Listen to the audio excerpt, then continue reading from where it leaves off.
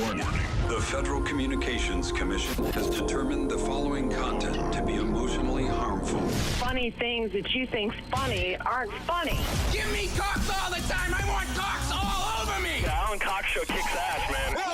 Welcome. Show me what you got. You're not going to see a lot of cocks on TV. Alan Cox from the Alan Cox Show. I don't know what it's about you, but I can't even stand your voice. I think you're the biggest asshole alive. It's going to be a great show. Let's kick it.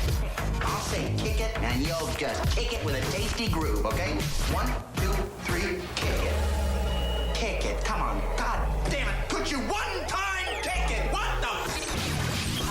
Alan Cox. Here we go. He'll ad-lib. He'll be fine. It's the Alan Cox Show on 100.7 WMMS.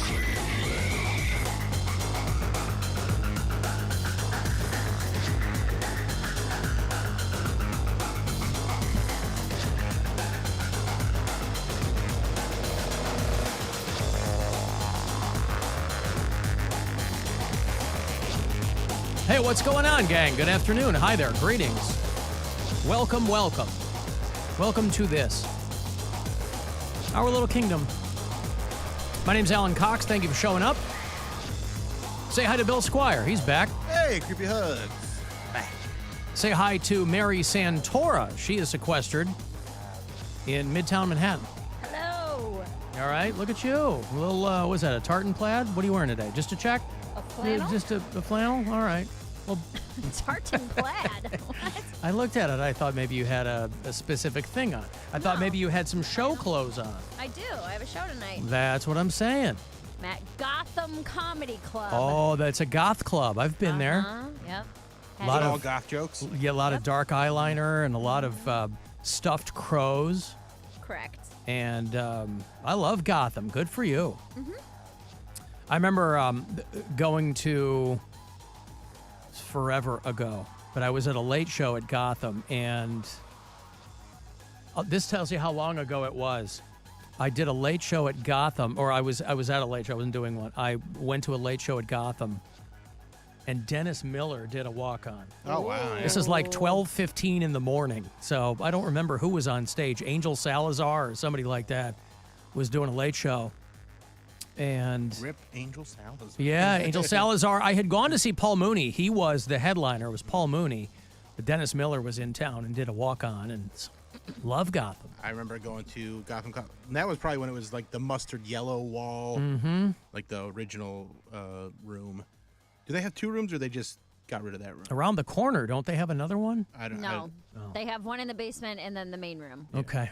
So- in this location. Yeah. I've never been to any other one than this one. But it was this, it was a really tiny club at that time, and I think Gaffigan was on, because this is like before this is 2004, so or 2005, so he hadn't quite blown up yet. He was doing a set, and then there was this dude just going to town on a girl in the table in front of us, and it's all like me and Jim Twos and. Did you making out with her, you mean? No. Banging her? Hand banging. Oh, like, okay. Just and like not subtle, and it was very awkward. So that's my They were hammered. memory. Yeah. You're of being at Gotham. Gotham, yeah. Did you ask And him I've if you done could get sets in there, on and it? I or? still no, not at that time. I was a fresh. Wait, you've done sex there? I've done sets at I've Gotham. heard done sex too. Yeah, I mean That's how I'm going to start referring to it. That's basically when I'm up on stage, it's everybody's. Never mind. Have you ever had people during one of your sets finger banging? Probably. Yeah, why not? That I knew Probably. of. Yeah, I wasn't. They heard the gazebo story. It was a silent tribute to you. Well, not so silent, but it was a semi-moist tribute to you. And A stirring macaroni tribute. Okay, listen. Boy, if I got to hear about Deshaun Watson and ball placement one more time, I don't know how that's come into every report that I hear about the state of the Browns right now. Is everybody talks about ball placement, and under normal circumstances, it might not jump out at you. From what I understand, he should keep them to himself. BillSquire.com for tickets. Yeah, that's right. Where are you going to be next? This weekend with Bobby Kelly at Hilarities. Oh, he's in here on Friday. Yeah. Yeah. And then week after that, I'll be in Wadsworth. How was Spokane, Washington? Spokane was phenomenal. Had you ever been there before? This is my first time in the state of Washington, out that way. Oh, you never been to Seattle? Nope. And Wow. it was so fun working with Chad Daniels on Friday and Saturday.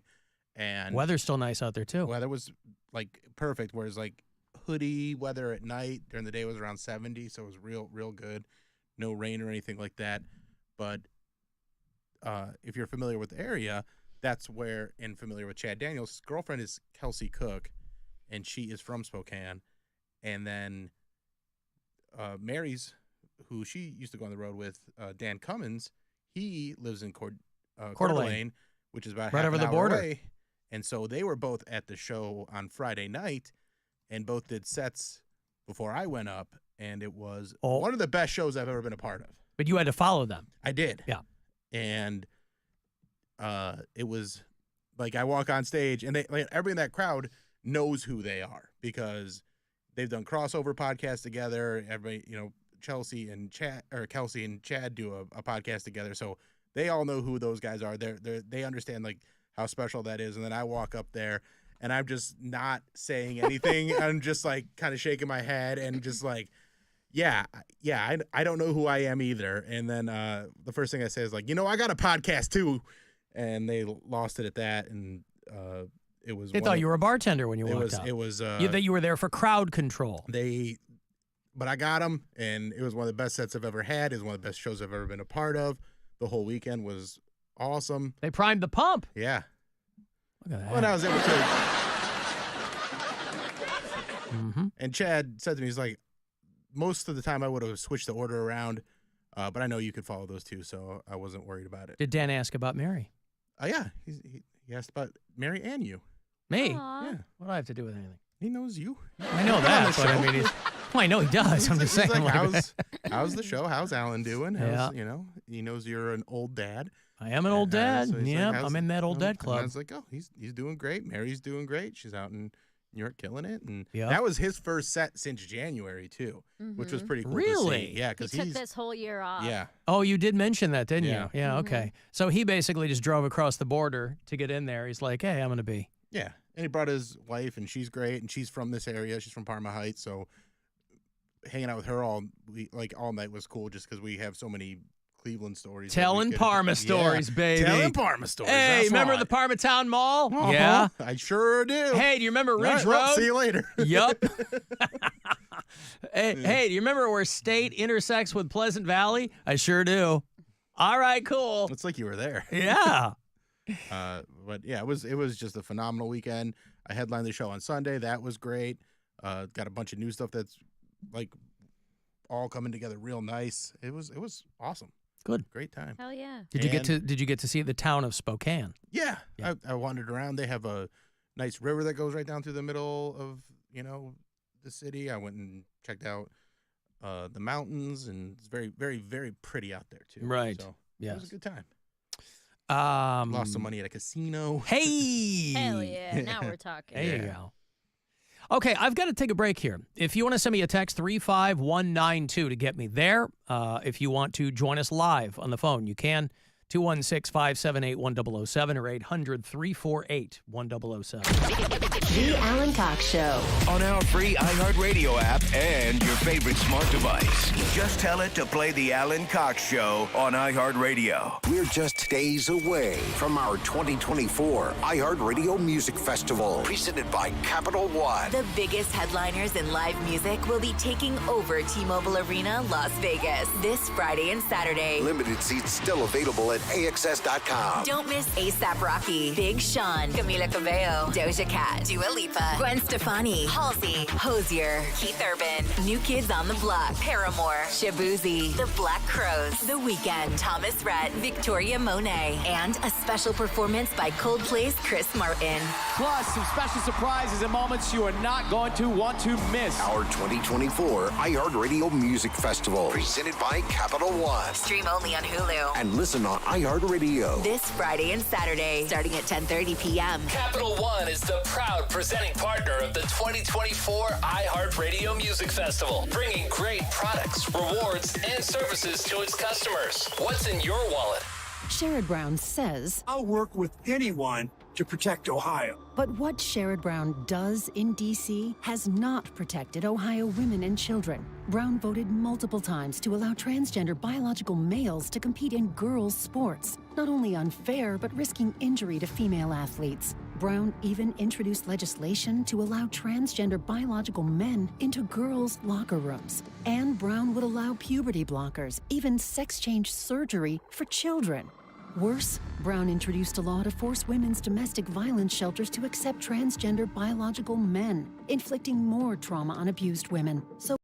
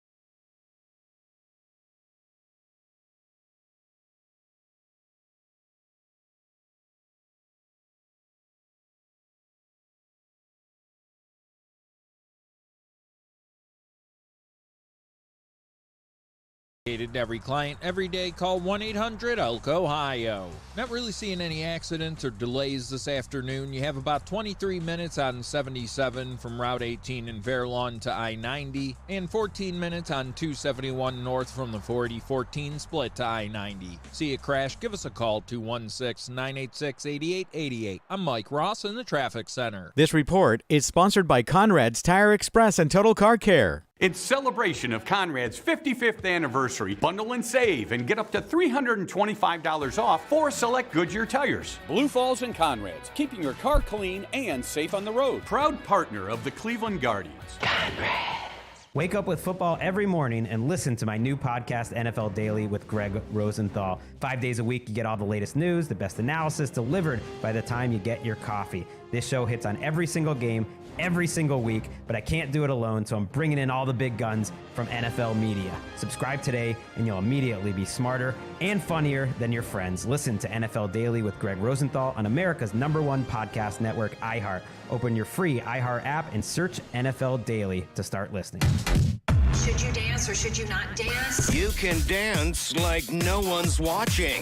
He'll talk like no one's listening. It's better that you don't. Alan Cox. On 100.7 WMMS.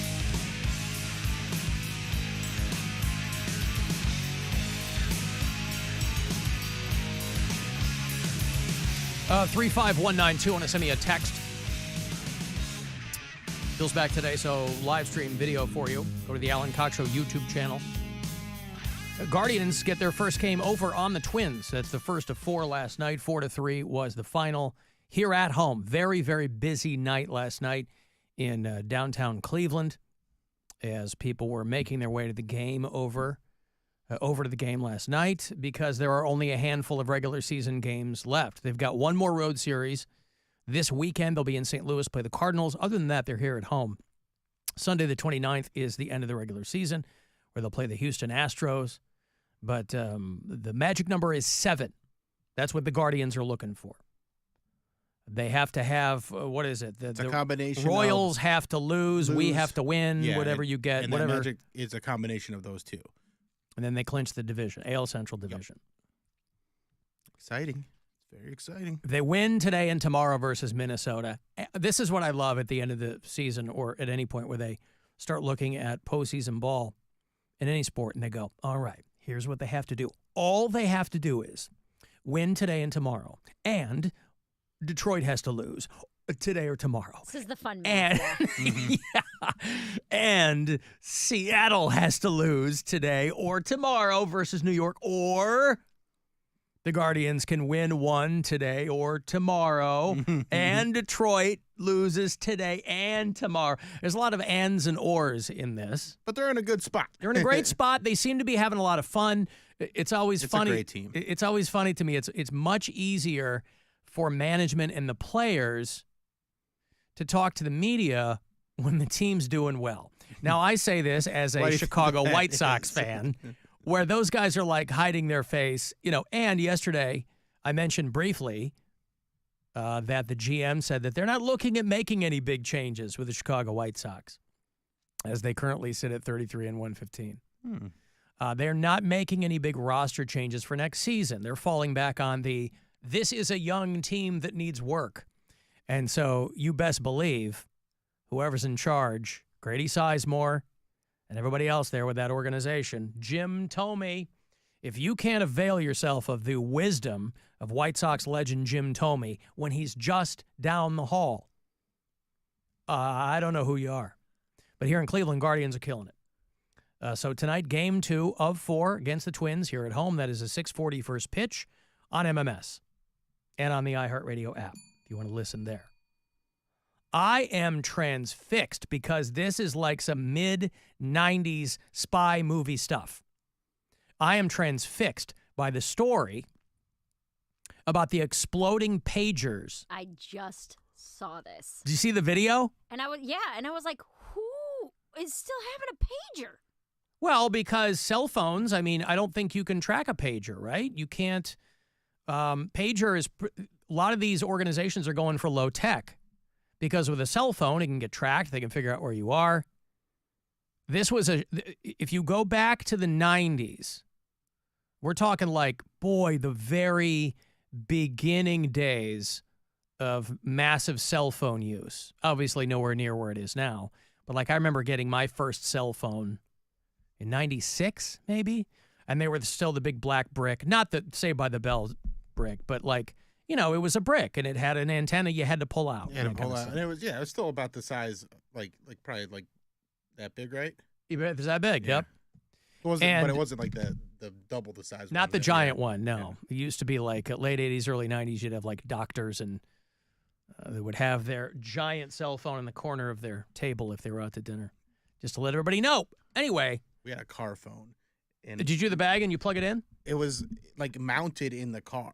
Wow. So it must was be nice. We had my parents got a Pontiac Bonneville, and it had like a phone mounted in it, and it sounded terrible. Well, yeah, but it was more of a status symbol than anything else because it didn't have to sound great because not that many people had them. So who were you calling anyway? You know what I mean? My dad had cell phones for work pretty early. Like cell phones and computers, because he ran the business out of our house, they had a ton of that stuff. And my grandpa, after he retired from Sherwin-Williams, got really into tech. So he was always able to get stuff cheaper and provide them with that. And he knew how to build computers. So he was always like, oh, get this. And he had an in from his connections from when he was the head of security at Sherwin-Williams. And in the FBI. Listen, and in the FBI, yeah, the American Shin Bet. Yeah, so I was thinking about the 90s when they used to do this. Israeli forces would do this, and it sounds like they're bringing it back maybe. Maybe they've been doing it the whole time, and it just hasn't been in front of our faces like this. But there's wild video, if you can find it online, of a couple of dudes putting oranges into a bag. You know, they're just shopping at a market, and a dude's hip blows up because they detonated the pagers. Okay, now hold on. This is where I'm confused. So they're blaming this on Israel, saying that Israel manufactured the pagers with a device in them that can be detonated and then waited to detonate them? I think that's what that's what they're saying. I'm a little foggy on that too. That's like, what they're how claiming. is this Israel's fault? Well, because Israel is fighting Hamas and Hezbollah, and so they're trying to. There's this triangulation of. I'm sorry. That little guy that looks like a baby, but he's actually like 25 years old. Who's that? Hezbollah. You never heard of him? No, I haven't. No. Like Mike Tyson was holding like a baby, but he's an adult man. No. He's like What's kissing his stomach. name? I don't know who that is. Hezbollah. Hezbollah? I think that's right. You could be right. This is Hezbollah. I don't think Mike Tyson is anywhere in this video. I mean, maybe they could see their way to blaming Mike Tyson. But thousands of people across Lebanon. Hezbollah. He's Hezbollah. Hezbollah. Okay. Yeah. Thousands, 2,800 people injured. Now, that does include civilians, obviously. I mean, when you're in a situation like this, everybody talks about how there's going to be collateral damage. And 9 people killed. Across Lebanon, when electronic pagers used by Hezbollah all exploded around 3:30 local time. This is today. An unprecedented attack by Israel that involved sabotaging the devices before they were delivered.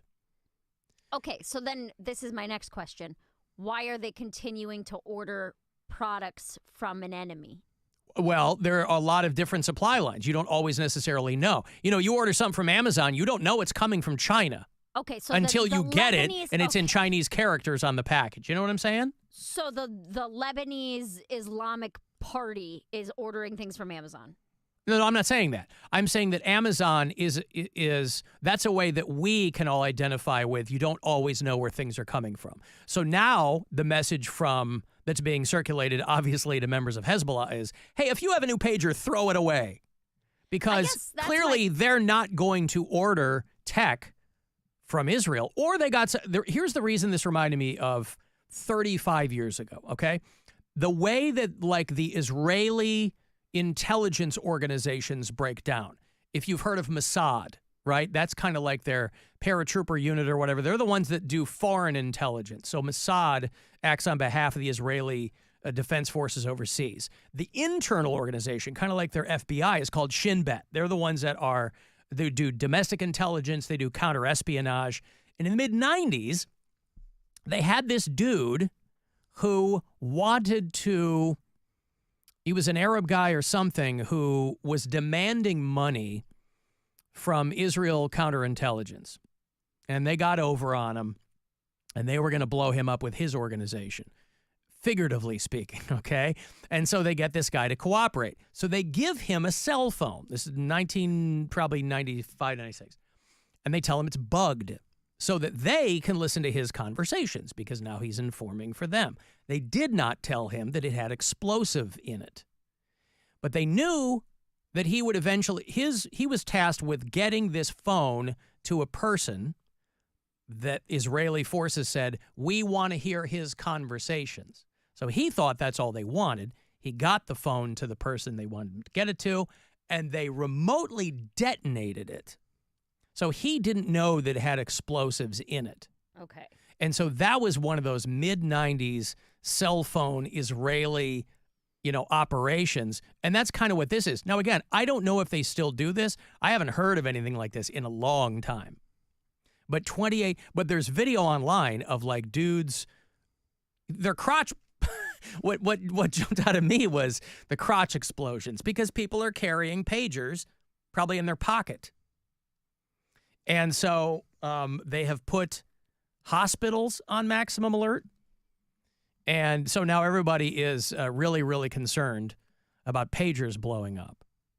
Now, I don't know that this is going to de-escalate anything. I can't imagine that it would. What the hell is Israel doing? That's what a lot of people want to know. What are they doing? If you hear them tell it, they are merely defending themselves against what did Lebanon do? Well, Hezbollah is based out of, I don't know if they're based out of Beirut, but I mean, Hezbollah is to the north of them, Hamas is to the east. I mean, they really are surrounded by people who want to do them harm. It is the manner in which they defend themselves that a lot of people have a problem with, kind of doing this scorched earth thing, which has always been their stated thing. They're like, hey, we're surrounded by people who want to wipe us out. We're going to do whatever we need to do to defend ourselves. It is the degree to which they do that a lot of people have issues with. But I'm just distilling it down to pager explosions feels really old school. That's wild. I mean, nostalgia. And that's a lot of people that get hurt, too. Nostalgia is just crazy these days in every format. It really is. Like 90s fashions are coming back, not just clothing, but also in international defense and terrorism. Yep. I mean, if you're in a car and the video I saw was two dudes picking out oranges at the market and one of them just falls over and you hear the explosion, you see his pocket blow up. There's other still photos of guys who were like on motorcycles and they're falling over because their whole side is torched or whatever. That's out in the open. If you were in a car. That's probably how Mary's phone was yesterday when she posted those hair pics. Hair pics? If your hair made me late for work post? I didn't post that yesterday. Wasn't that yesterday? No. Well, it showed up on my feed yesterday. Bill is still on West Coast time. Yeah. Yesterday I posted a reel about sobriety. That hair made me late for work is from like 4 months ago. Oh, okay. Well, it showed up on. That's when it got served to me. Oh, well, that's very. I'm like, what are you talking about? Well, furthermore, 4 months ago we didn't even know she was late for work. That's how smooth she is. Mm-hmm. How did your hair make you late for work again? I just curled it and it took too long. Ah. But that was literally months ago. Okay, well, I should have checked the date. Timestamps help a lot. The point was it got a lot of attention, and her phone was blowing up. Yeah. So. Good joke. Good joke. Great joke. Yeah. Alan, just wait until they start putting them AOL discs in their computers. Think about that. That's good.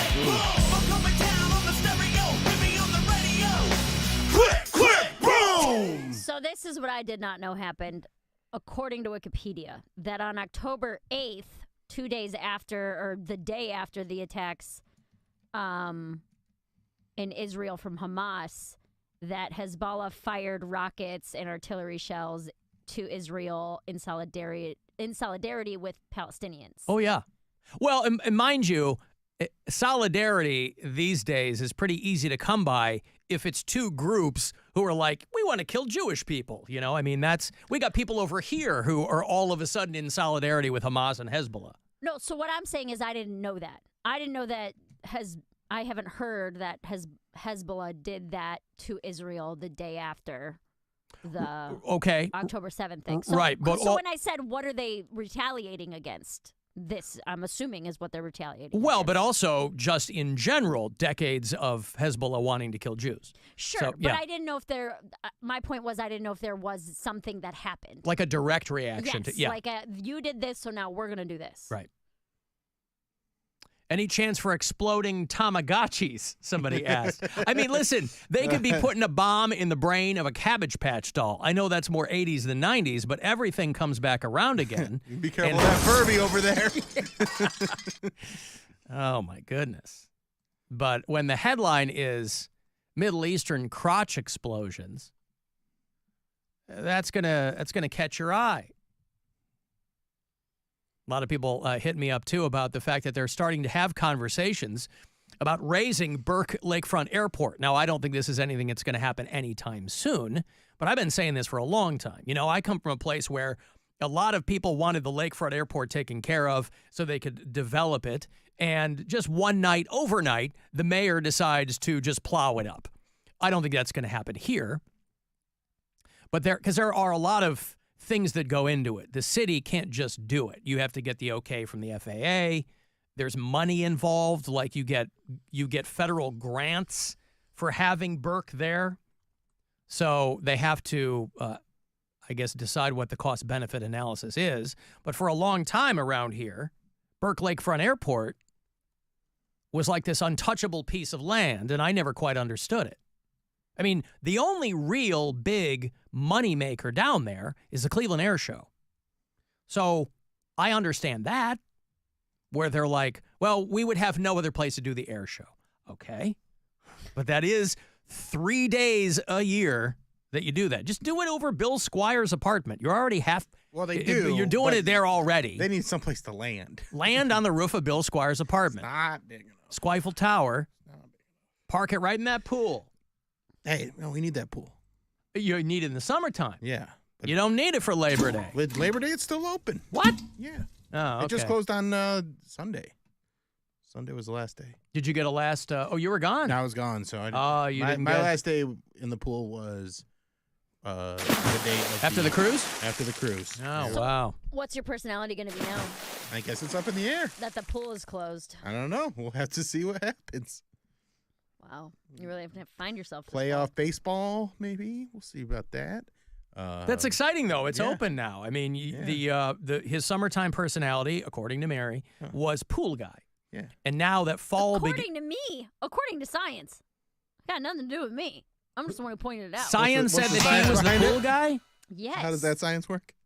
By numbers and facts and charts. What are you talking about? Well, we did a lot of science on the show yesterday in your absence, so Mary is still high on those fumes. I'm high on science. Yeah. Well, that is science. Getting high is science. So that's cool.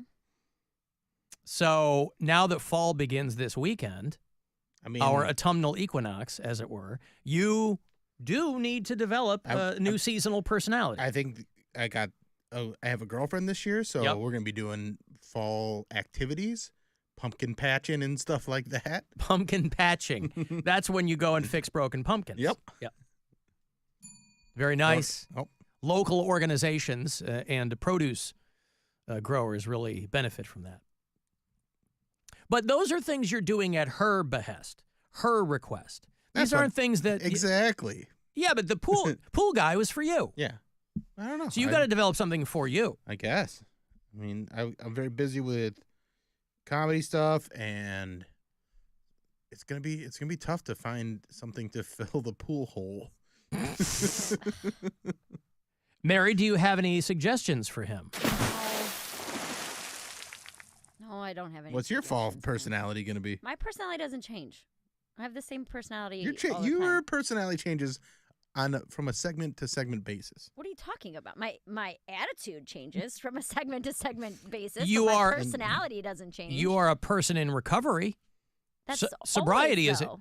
No, sobriety is over the past few years, a huge part of your personality, as it should be. But that doesn't change season to season. I'm not sober in the fall and using in the summer.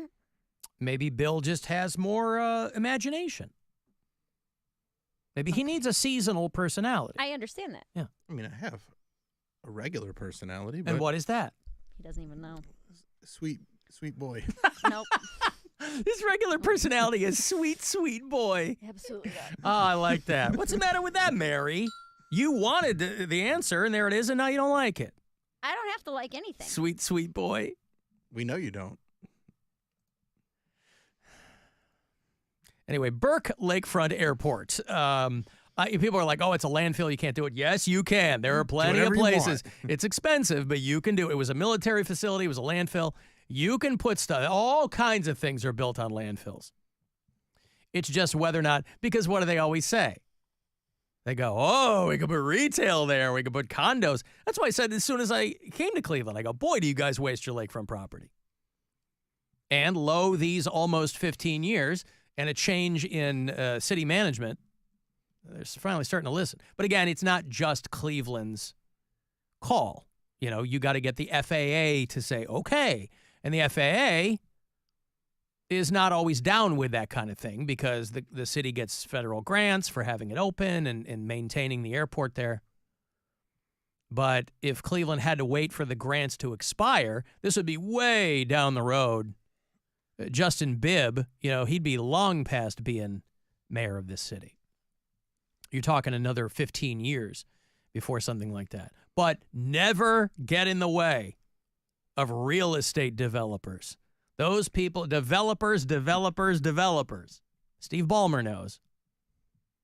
There's money to be made. Real estate developers, at minimal cost to them, I might add, will squeeze every last bit of juice out of that lemon. And they'll lie. Be careful what you wish for. I'm saying that to myself. Be careful what you wish for. But if they're saying, well, we make a lot of money off the Cleveland Air Show, okay. What do you make off the Cleveland Air Show? 10 mil? Yeah. Now imagine if there were thousands of people down in that area every weekend. Right. Enjoying the fruits of real estate development's labor. Maybe they should go with Bill's idea of the floating airport. Floating flying stadium. Flying. That's right. I guess they're playing off your idea. I appreciate that. But I don't. That sounds impossible. Well, floating flying stadium, like there's a roadmap to that. Yeah. Floating flying airport. It's like the whole point is to be able to stop flying. For the people texting me that Bill's new personality should be disc golf guy, he is post disc golf guy. I tried disc golf, not my thing. Right. Not. And is that it's got to be seasonal. I got to have a seasonal personality. So it's got to be fall, winter. Well, people can play disc golf in the fall. A lot of people do. But again, I already tried that. Mm-hmm. Not my thing. Understood. Did not love it. I'm going to take a break here. I'll have Black Dahlia Murder tickets for you. Boy, you like it heavy. These guys are coming in from Detroit. They're on the road and coming to Cleveland to play for you and you alone. 2 hours to midnight, our metal show presenting Black Dahlia Murder. This is October 3rd at the Agora. They got a lot of great heavy bands with them. And I'll give you those tickets coming back. The Alan Cox Show on 100.7 WMMS. And everywhere you go on our free iHeart Radio app. We got stuff. You want stuff. Win stuff. This week at WMMS.com. Register to win a pair of tickets to see the Black Crowes on the Happiness Bastards Tour. Friday, September 27th at MGM Northfield Park. Get more info and register to win at WMMS.com. Sarah Spain with iHeart Women's Sports, presented by Capital One. There's a three-way race for the 8th and final playoff spot in the WNBA. The Mystics, Sky, and Dream are all 13-25 right now, but DC holds the 8th seed because they've got a better combined head-to-head record against Chicago and Atlanta. Chicago's 9th, thanks to a 2-1 head-to-head record against Atlanta, and the Dream sit in 10th. All three are in action tonight in the WNBA. For more women's sports stories, subscribe to Good Game with Sarah Spain on iHeart Podcasts. With no fees or minimum.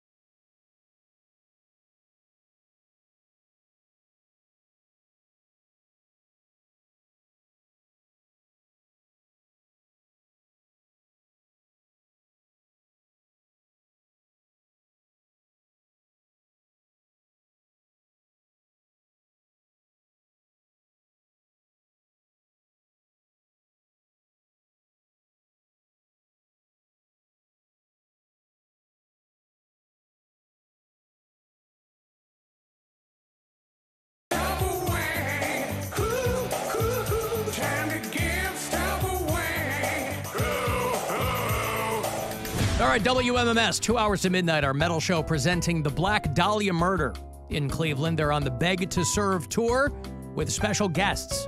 They got Dying Fetus opening up for them, Spite, Angel Maker, and Vomit Fourth. Ooh, it's going to be a good night. Only a couple of weeks away, Thursday, October 3rd, at the world-famous Agora. AgoraCleveland.com for the details. Black Dahlia Murder from Detroit, Michigan. I want to go see them. This pair is for you. Caller 10. Good luck. 216-578-1007 or 800-348-1007. Alan Cox. A drummer. Or even a real musician, he just makes a noise. If he played the violin or the piano, anything that made sense, but the drums. 100.7 WMMS. They're eating the dogs. They're eating the cats. Eat the cat. Eat the cat. They're eating the dogs. They're eating the cats. Eat the cat. Eat the cat. They're eating the cats. They're eating the dogs. Eat the cat. Eat the cat. Eat the cat. Eat the cat. Eat the cat. Eat the cat. Eat the cat. Has this showed up in the clubs yet? Which one of us do you think is in the clubs? Oh, maybe that'll be my fall personality. Both of you? Why not? What's the matter with the Clubbing clubs? Bill. Clubs are fun. Is this on in the clubs yet? I have no idea. You live in New York City, Mary. Every other place is a club. Nightclub Bill. Every other place is a club. I am a 35-year-old sober What? person. Oh, yeah, it's the sober thing. It's What not the am I age doing thing. New York City? It's the sober thing, not the age thing. It's kind of the age thing, too. Clubs are fun, man. I don't care. I'm 53. Clubs are fun. You're going to be that guy. You're going to be the 53-year-old weirdo old man in the corner. No, I'm not standing at the club. corner in the corner leering at people, but anytime I find myself in one, I have a great time. So you can't tell me. Maybe Nightclub Bill can tell me if Eat the Cat is in the club yet. I mean, I haven't been to the club. It's the club, Alan. See, I wouldn't know this. I'm not a nightclub guy. Well, this is his new that's where I'm personality, here to Mary. We've stumbled teach onto ya. it. Well, just because you don't like it, he shouldn't either? Oh, don't worry. Club Bill does not hear 35-year-old sober women talk. That's right. It's like he's wearing earmuffs. Yeah. They don't even You're register. invisible to me. Wow. How about that? If you were to walk in and you didn't know Bill, Mary, you walk in the club and you look around, he doesn't even see you. I don't care. Not even. You don't know that you wouldn't care. You didn't know him. You're saying that because you don't want to have anything to do with Club Bill. But you and some of your girls hanging out, having a good time. Here, this guy comes walking over, and you go, oh, this guy's going to buy me a non-alcoholic beverage. Nope. Goes right to the bar. What didn't he? What he actually bumps into you because he didn't see you. He was ready to walk through you. And I say, So- sorry, excuse me, sir. Excuse me, sir. Oh, that's so rude. Now Didn't I see you don't. there. Now I don't like Nightclub Boy Bill because he's so rude. He's annoying. I said excuse me. Just because you're in the club doesn't mean that you can't still have manners. I didn't see her. I bumped into her. I mistook her for a gentleman because she's wearing a flannel in the club. So I said, excuse me, sir. I have hope to you assume that's not what you'd be wearing in the club, Mary. You don't know That's not anything club about me. wear. You've never even met me. You don't know. But you've gone to the, just because I've never met you doesn't mean that I would know what you're probably going to wear in the club. You'd have your little hair tendrils like that in the club. You probably wouldn't have that shirt on. You don't know what I would. Like when I'm in the probably club, have on cowboy boots. So I have on cowboy boots. Cowboy today. boots? Boy, yeah. So assuming. It could be cowgirl boots. You don't know anything. Well, in this case, I just said, excuse me, sir. And then I make my way to my private section. Is that what you call the? Don't make it gross, Alan. Oh, I'm sorry. Your private section. Yeah, that's like what do they call that? Like the Your VIP groin section, where they the pagers blow up. Mm-hmm. Are you getting bottle service? Oh yeah. Paying $200 for a $15 for a $30 bottle of vodka. Tito's. Let's go. Nice. That's how you know people are cool. Yep. You pay for bottle service. Making it rain. Mm-hmm. I like but to open. it comes with sparklers too. People always just mention that there's pomp and circumstance that comes with it. Mm-hmm. Yeah, because it would be ridiculous to just put a $15 bottle of vodka in an ice bucket with ice and walk it over. Right. there's got to be some spectacle. Yeah, you need a little bit of spectacle. Right. Us club people love spectacle. That's what jacks the price up 150. That's right. 500%, whatever it is. Yeah. You got girls younger than my kids bringing the bottles over. Well, that's weird, too. Yeah. I'm starting to rethink this whole Club Bill thing. You might want to rethink that. Well, I'm going to run it. Bobby's going to be in town this weekend. We're going to be hanging out. If he wants to go to the club, we got to go. Now, where will you take him? We'll go to, what are the clubs? Ivy, I guess? Because there are a handful of places now, given some items in the news recently, that you can't in good conscience patronize. At least that's Correct. how I feel. That's how I feel, too. So you'd have to go to... Is that one in the clear? The one you used to do Cox Out pre-games at? Yes, it is. Okay. Yep. Probably You'd go to the Ivy. Yeah. Love the Ivy. Yeah. Fantastic. Yeah. All right, I'll go there. Take him there. He'll get you some bottle service. We go to the farm? With the sparklers. That's where you went after the thing, Yeah, right? Welcome to the Farm in the Flats. It's called Welcome to the Farm? Welcome to the Farm. Okay. That was Gotcha, fun. yeah. We've gone there, I think the last 2 years we've ended up there after the cruise, and it's a good time, you know? Obviously, that vibe is not mine, but you can have a good time. Who cares? Or Goodnight John's or whatever it's called? Goodnight John Boy. Oh, okay. That's where our buddy Members Only Dave spins. So I just go over there to poke my head in and that'd see make him. it look pretty cool. Yeah. Being friends with the DJ. I'd be like, I know the DJ. And Matitude spins at a lot of Oh, places, yeah. you know? You'd want to hit Matitude up. I know quite a few DJs. I did This do that is what I'm saying. DJ. I went with Bridget to that DJ judging contest. I was really impressed. Yeah. DJ judging contest. Alan wears a tight mesh top to the club, is what somebody says. Oh, so you've seen me. Well, next time, say hi. Do you Buy have any a I shot. could borrow? No. I want to be in the right club attire. I have a tight mesh top, and Listen, they're all going to be tight on me, so. well, that's why I don't want to lend mine to you. With all respect, with peace and love, I don't want to lend mine to you. What about you, Mary? You got any tight mesh tops I can borrow for the Absolutely club? not. I've never been a tight mesh top gal. But you must have like going out when you want to like show off the jubblies. I mean, you must have Sometimes. some like slim fitting tops. Yeah, but Yeah. none of them are mesh. You don't have. Well, that's just poor planning on your part. And I'm not talking like mesh, like a what's that called? The goth kind of mesh. What's that? Like fishnet? Fishnet. And I'm not talking about fishnet. I want it to be like a basketball Like a shorts. nylon? Yeah. Mm-hmm. Basketball shorts. I guess a basketball jersey would be the. Listen, there's a lot of opportunity here to figure out a new personality with or without borrowing my mesh top. Now, it is rare that you'll see straight guys in those, mostly gay dudes and women. But that's where you can really take a lot of fashion cues from those two groups. It'll definitely get some eyeballs landing on you. That's for sure. Well, that's what going to the club and getting bottle service is all about, is getting people's attention. See and be seen. It's going to be hot this weekend, too. It's going to be like 80. Yeah. That's the news outlet. I'm sorry? What? CNBC? Mary Santora.com? Is it .com for tickets? Yeah. See and be seen. Oh. Is what I was saying. Yes. And it is going to be hot this weekend. So we got to figure out I wish the pool was still open. Yeah. Because it's going to be hot. I'm enough that we could bopping do around it. this weekend. Maybe we should all go to the club. Mary. Oh, yeah. Come home. We'll all go to the club. I'm in Charlotte. Why don't you guys come out to Charlotte? Oh, we should. I'll drive to Charlotte. Drive to Charlotte. Love We'll go Charlotte. To the club after my shows. All right. After the late show Friday, we'll head on down to Charlotte. Are you still going to be partying? Yeah. 9 hours later when we get there? Why not? I'll be there.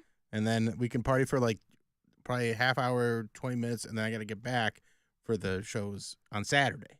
Yeah, you got plenty of time. That seems like a good plan. Now, where will you be performing down there? Because we have a lot of bureau chiefs in the greater Charlotte metropolitan area. I will be at the Charlotte Comedy Zone. Okay. Yeah, it'll be good. I'm excited. So anywhere in the vicinity, per the name, anywhere in that vicinity, there's comedy to be had. Correct. If you're in that zone. It is It's a zone. of comedy. Right, yes. the Like, he comedy doesn't know what radius. zone means. It's implied. It's an 8-hour drive. Okay. We can probably make it in 4. And we'll hang with Mary. In my muscle car. Yeah. Bill's muscle car. That's It's right. probably fast. Yep, it's got a lot of How muscle. fast does it go? It goes 200 million miles per hour. 200 million. No, I think No. I think it tops out around 200 miles per hour. How many camel power is it? Mary, nobody measures in that anymore. Horsepower is 300, so This I is don't know. 1906. You'll have to convert it to camel power. Probably pretty close to the same. It's not like the miles to kilometers conversion. I don't know. It's not that. Well, I'm telling you, it's not that simple. I got an email from Jeremiah. He goes, "Hey man, apropos of nothing, I wrote a catchy AI tune about Bill and Mary competing in a best ass competition. Now I don't know if the song has prediction abilities or if this is just a bit of fun. All right, is this like the best appearing ass or functionality? Or being an ass. Oh. Well, it's not that. Oh. No. There's some ass shaking. The song is called Best Asses in Town. And he has wisely, because I would run away with it, he has wisely recused me from this. So it's whether or not Bill or Mary takes the crown in this AI song. Okay. And I don't know that it, spoiler alert, I don't know that it comes to a conclusion. Not everybody loves a cliffhanger. So I'll just play the... A what? A cliffhanger. Yes. Best Asses in Town is the song that Jeremiah sent me. Not sure why he went with the early 70s Barry Manilow vibe, but okay. Bill and Mary walk the line, best asses in town. Oh, so far they beat Alan and left him behind. Now it's time for the big prize. They strut down the alley so smooth, looking like they got something to prove. Crowds gathering, feeling the groove, asses shaking to the blues. I wonder why this guy was thinking of your two asses and is like, man, listen, I always as long love... as they're thinking about you, right? Always Right. love when people send things to the show. But, yeah. So I'll continue here, but just be thinking, Bill, let this inform your club persona while you're thinking of it. So ass forward club persona. What's yes. Who will take the crown? Bill or Mary? Who's the talk of the town? We're watching closely as they turn around. Bill's got swagger in his step. Mary's got a power that won't let one false move they won't forget. This here showdown's getting set. Alan sitting there in the crowd, clapping hands and cheering loud. Thanks for the support, Alan. He can't believe his eyes. Maybe clapping cheeks, wouldn't that have been more appropriate? You're clapping your hands. I mean, I am there to support, but best believe, if I am attending a best ass competition between the two of you, I will sit quietly. Aw. I will neither clap hands nor cheeks. I'm there to support, not there to make it about me. That's the greatest asses rise. Who will win it? Who will take the crown? Bill or Mary? Who's the talk of the town? We're watching closely as they turn around. I mean, I guess I didn't realize that the song was one big question. I thought there was going to be, I thought the point of this was there was going to be a definitive answer. Well, I There's think, no definitive answer. All right, 'cause well, it's one of those things. It's about a preference. It's about opinions. Jeremiah, thank you for that, but your mission, should you choose to accept it, is one song that makes sure that Bill is the winner and one song that decides that Mary is the winner. And in both, I will remain. Winning. What's that? Winning. Winning. Right. So thanks. I thought there was going to be something a bit more of a period on it there than just wondering. But if you're going to be into club this fall and into the winter, It's something to consider. Are you still working out? Do you doing squats? Are you working on your cakes? Who are you talking to? Either of you. No. I'm thinking of Bill because he was gym guy for a while. Yeah. That was personality adjacent. Huh? That was his personality for a couple months. Yeah, but that's a good thing to I have worked be out your for personality. 2 years straight. I mean, if you got to be in That there, was pretty good for a while, and then it fell off last year. we'll get back in there. I know I need to. Maybe that's it. Some squats going. I'll get back to the gym. That's a good idea. I just got, Brian's been doing sit-ups and push-ups for the past month. Yep. So his birthday's next week, so I got him dumbbells and a workout bench and a yoga mat and like protein powder and protein shaker. And we used them this weekend. We set it up, had a little couple workout session. Were you trying to tell him that body weight exercises weren't enough? No, he was doing great with body weight exercises, but I was like, if you want other options, I mean, they're the adjustable dumbbells, which are really cool. So they go from like 5 they're pounds great. up to 25 pounds. So it's not like they take up a lot of space, but I was like, if you don't want to just do push-ups and crunches, here's a workout bench and some weights to switch it up and keep it fresh. But yeah, it was cool. It was fun. And so the two of you you're trying to say the two of you were breaking a sweat in the garage. In the drum room, but yes. Oh, he put it in the drum room. It's his jam room, yeah. Yeah, but it's kind of sacred, isn't it? That's the inner sanctorum. That's his He pumps bro in place. area. Yeah. He does his drumming. for Pumps and cardio. pounds. Yeah. Pumping, pounding. Does the others. I mean, playing the drums is the cardio portion of the workout, I guess. Yes. And then he moves to the weight training portion. Yes. Yep. Yeah. That's the second workout I've done in probably 7 months. So. Really? Yeah. Oh, I thought you were out there getting it. I was doing yoga pretty regularly, but I'm just such a tired girl. I'm just a tired little girl. Yeah, but everybody's tired, but you get less tired the more frequently you work out. I've heard that, and it's over never this been the 100 case. times. That's what I have found. I mean, Well, again, I don't love getting up every single morning to go to the gym at 5:30, but I do like getting it done, and then I feel, I feel good. I'm but tired. then I'm more tired at night. I mean, I'm more tired. Plus, you guys have to be up late. That's Yeah. was going to be my whole point. Yeah. Is that in order for me, and we've been over this, and then people DM me and call me a lazy bitch and all these stupid things. You don't even have a real job. Don't blame being fat on not being able to work out. Oh, God, people say they're that? terrible. Yeah. They're terrible people. Don't do that, all right? I'm talking to you, the audience. Don't do that. So, in order for me to work out Be a before, sweet boy like Bill. In order for me to work out before I have to do anything else, I'd have to get up at like 7:30 in the morning, and then no, I'm not going to be back in my apartment until 2 o'clock in the morning. And that's just too much. That's too much for me. They don't have a gym in the building there, I guess. iHeart New York. No. Hey, when are we Well, getting the gym passes for these? This one is. Oh, that it's done yet? open. It's been open. Oh, yeah. Oh, go on my gym pass. I go in there, get a midday pump. Oh. Now, they haven't figured out the key card thing yet, so it's just open. Okay. There's never anybody in there. Okay. Yeah. All right. Well, if it's just open, That's what I'm saying. Good to know. Get in there. All right. Well, okay. So Mary did her second workout in 7 months. Yep. But that's better than one in 7 months. That's true. That's good. I mean, I It works walk out a with lot, my- but that's all. I do. I walk a lot. Well, that's good. Yeah, Mary does walk a lot. I mean, that's good. And the more you see Brian, you're going to get all horned up, and then, you're going to want to keep up with him when He you is. see His him. arms look so good. And it's annoying to me because I feel like, I mean, obviously men have testosterone, right? But like more of it than women do. I feel like he, just from doing push-ups, has put his arms are visibly different. Push-ups are a great They're so exercise. Don't sleep For on push-ups. A month. He's been doing pretty much just push-ups and some form of ab exercise, whether it's crunches or sit-ups or planks or whatever, for a month. And that's pretty much all he's been doing.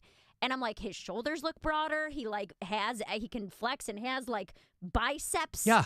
It's crazy. Push-ups Now are you a really worry good that he's going exercise. to become too hot, and then like people are he's going to just be too hot. Too hot for what? Like, and then like he's going to get so much female attention. He's not going to leave me. He'll never find anyone as good as me. But what if he goes? What if we're open? If he suggested being open, he's a staunchly monogamous person. I don't know that he would. Honey, now that I have Now I broader, got all these muscles, I need someone to That's true. touch them. honey, now that I have broader shoulders, I've been thinking maybe we could have a conversation about something. And no, you've seen Joel McHale, right? he's tall. He's very tall, but he's in very good shape, too. Mm-hmm. I don't think he does a little bit of weight training, but he's like, I only do push-ups. Yeah. That's pretty much how he got how he is. And he was a college football player and all that. So people who sleep on push-ups, boy, But he got you his- are missing out. Like I listened to his book, and his whole college football career was basically just because he was big. He was not skilled at football, all. right, Yeah, yeah. he was very honest about that, Mhm. and he lied about playing football in high school, and he I don't think he actually got into any games. But he got a. He was on the team. He was on the team. He got a national championship ring Yep. with the Huskies, which is so It's on his funny. CV. Yep. Yeah, he got jacked during Community because he was up for so many roles, like that ended up all going to Chris Pratt. Yeah, he's in really good shape. He wanted to get one of them Mm-hmm. Marvel movies. And Never came to fruition, but yeah. Because if you remember him from the early days of The Soup, he was more like he wasn't in bad shape. He was just like was a skinny skinny, dude. yeah. And then he got jacked. Oh, yeah. Hey, I got Switchfoot tickets for you. I want to go see Switchfoot. They are on the Beautiful Letdown tour, still celebrating 20 years of that album. It's going to happen at the House of Blues around the corner here on Thursday, October the 3rd. So if you dig those guys, I will hook you up coming back.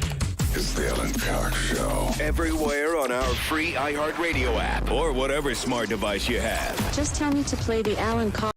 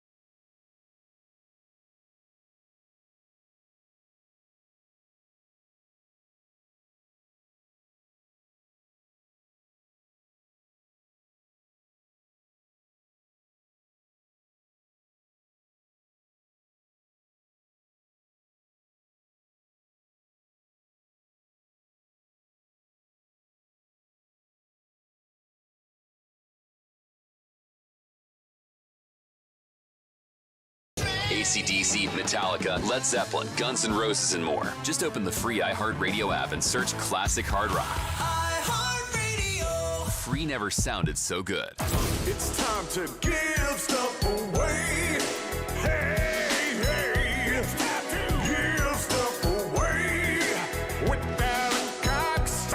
All right, so return of Switchfoot from San Diego, California. The Beautiful Letdown was their big breakthrough album 21 years ago. So they started the Beautiful Letdown tour last year, and it is continuing now. They're going to come through the House of Blues on October the 3rd. It's a couple of Thursdays away. Ticketmaster.com has all the info for you. And I've got your tickets here. Caller 10. Want to go see Switchfoot? They're good live. They will not let you down. Caller 10, 216-578-1007 or 800-348-1007. Yeah, it seems a little unfair that you can watch our live stream, but we can't see you. But we'll fix that tonight. Outside your window. The Alan Cox Show. On 100.7 WMMS.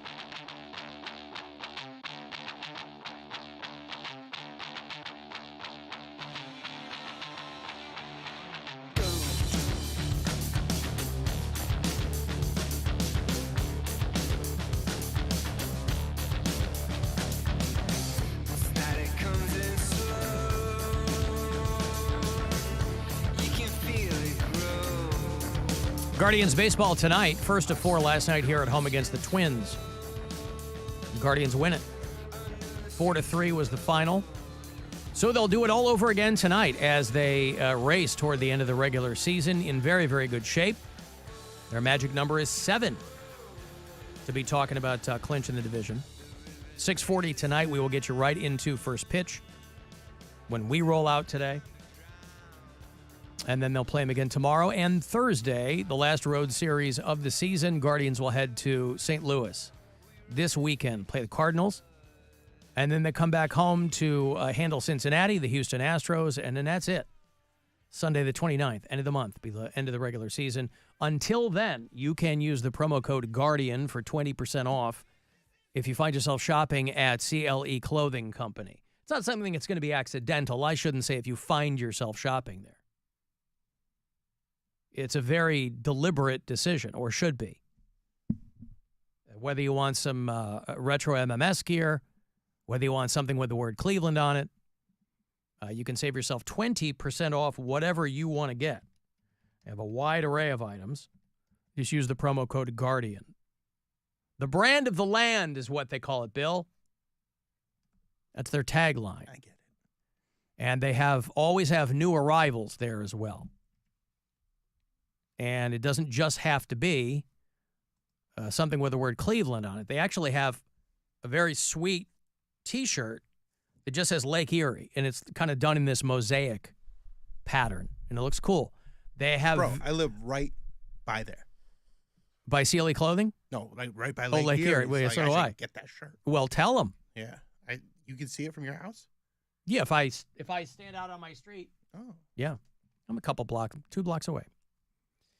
I'm not in a lakefront high-rise like you are. That's what you're talking about. That is what I'm talking about. You are breathing rarefied air. I'm not doing that. I'm just a plebe. They have a Victory Monday T-shirt. Oh, they got to use it this week, too. Right. I mean, listen, maybe you're somebody who's really hard on your clothes, and you're like, I need a piece that I'm not going to wear a lot. Maybe get the Victory Monday T-shirt. But there's a handful of locations if you want to get into one of them, or you can just go to cleclothingco.com and use the promo code there. I was reading about a German woman who, and these kinds of stories are always silly, but these are people and these are their lives and this is what they spend their time doing. And I always look at it through the prism of somebody who is desperately lonely. And they found a way to maybe mitigate some of that. This woman, her name's Michelle Kobke. She's German. Okay. She's a 36-year-old warehouse worker. And she revealed, I'm not sure to whom. I'm always curious how these stories even make it out. she revealed that she has ended her 9-year-long romantic relationship with a Boeing 737 airplane. Oh. She said that the separation was amicable and that the two remain friends. No, that's nice to hear. It's nice to hear that they can be adults about it. Yeah, I mean, she's 36 years old. Typical woman hears about someone who's broken, thinks she can fix it. Yes, and this was before all of Boeing's problems. They've been together since 2014. But they just broke up. Yeah. So she tried and tried and tried to fix and just kept breaking Maybe down. they did. Can you imagine if they dismantled it in front of her? Oh. Maybe this was not a breakup by choice. Maybe she means it literally. They broke the plane up into parts. Maybe she's walking around with like a rivet around her neck or a bolt on a necklace. She said 10 years ago she'd developed deep feelings for the Boeing 737-800 airliner. See, that would make me nervous because I'd be afraid that it would jet. Mary, your thoughts? I gotta go right now. It's time. Yep. It's time for me to leave. In the immortal words of REO Speedwagon, Goodbye. it's time for me to fly. She nailed it. Oh. This woman said that this airplane was the most beautifully built thing she'd ever seen and the most attractive plane. She called it Darling. Oh. She found its wings irresistible. How did she get so close to a plane? She worked there? She is a warehouse worker. Okay, that's what But, you know, there have been films and documentaries written about this stuff. Mechanophilia. You know, these are people who All right, if are... you're going to fall in love with something mechanical, we can make fun of this person or we can try and show some empathy and relate. This is what I'm saying. What like, big how do we- mechanical thing would you fall in love with? Start with Mary. probably... Don't make a joke out of it either. A roller coaster? Okay. Vibrations, you know? Might help. Mm-hmm. Twists and turns, excitement. Yeah. Oh. The G-forces being exacted upon you? Yeah. Wood or would it be like a metal one? Oh. I don't know. I have to ride a few to see which one I want to be in love with. Well, one you'd get... Yep. One you'd get splinters. The other one not. Seems to be But an easy choice. The seat isn't made out of wood. But you The are not... structure is. You are not going to be confined to the seat on a piece of machinery to which you are sexually attracted. You're going to get out of that seat.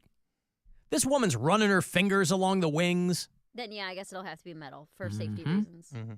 I mean, there are countries where this kind of thing puts you on a sex offender list. You know, if you have... now, I have to imagine it's guys who, like, you know, put it into the gas tank. But, you know, people who... It's a, I think, recognized condition. People who are sexually attracted to machines. Yeah. What's your machine? The Iron Giant. The cartoon? Yeah. This The could be a Roald real Dahl thing. book? You didn't say it had to be a real thing. Well, I'm telling you now. Well, too late. I've already Also, picked the Iron Giant. Iron Giant's taken.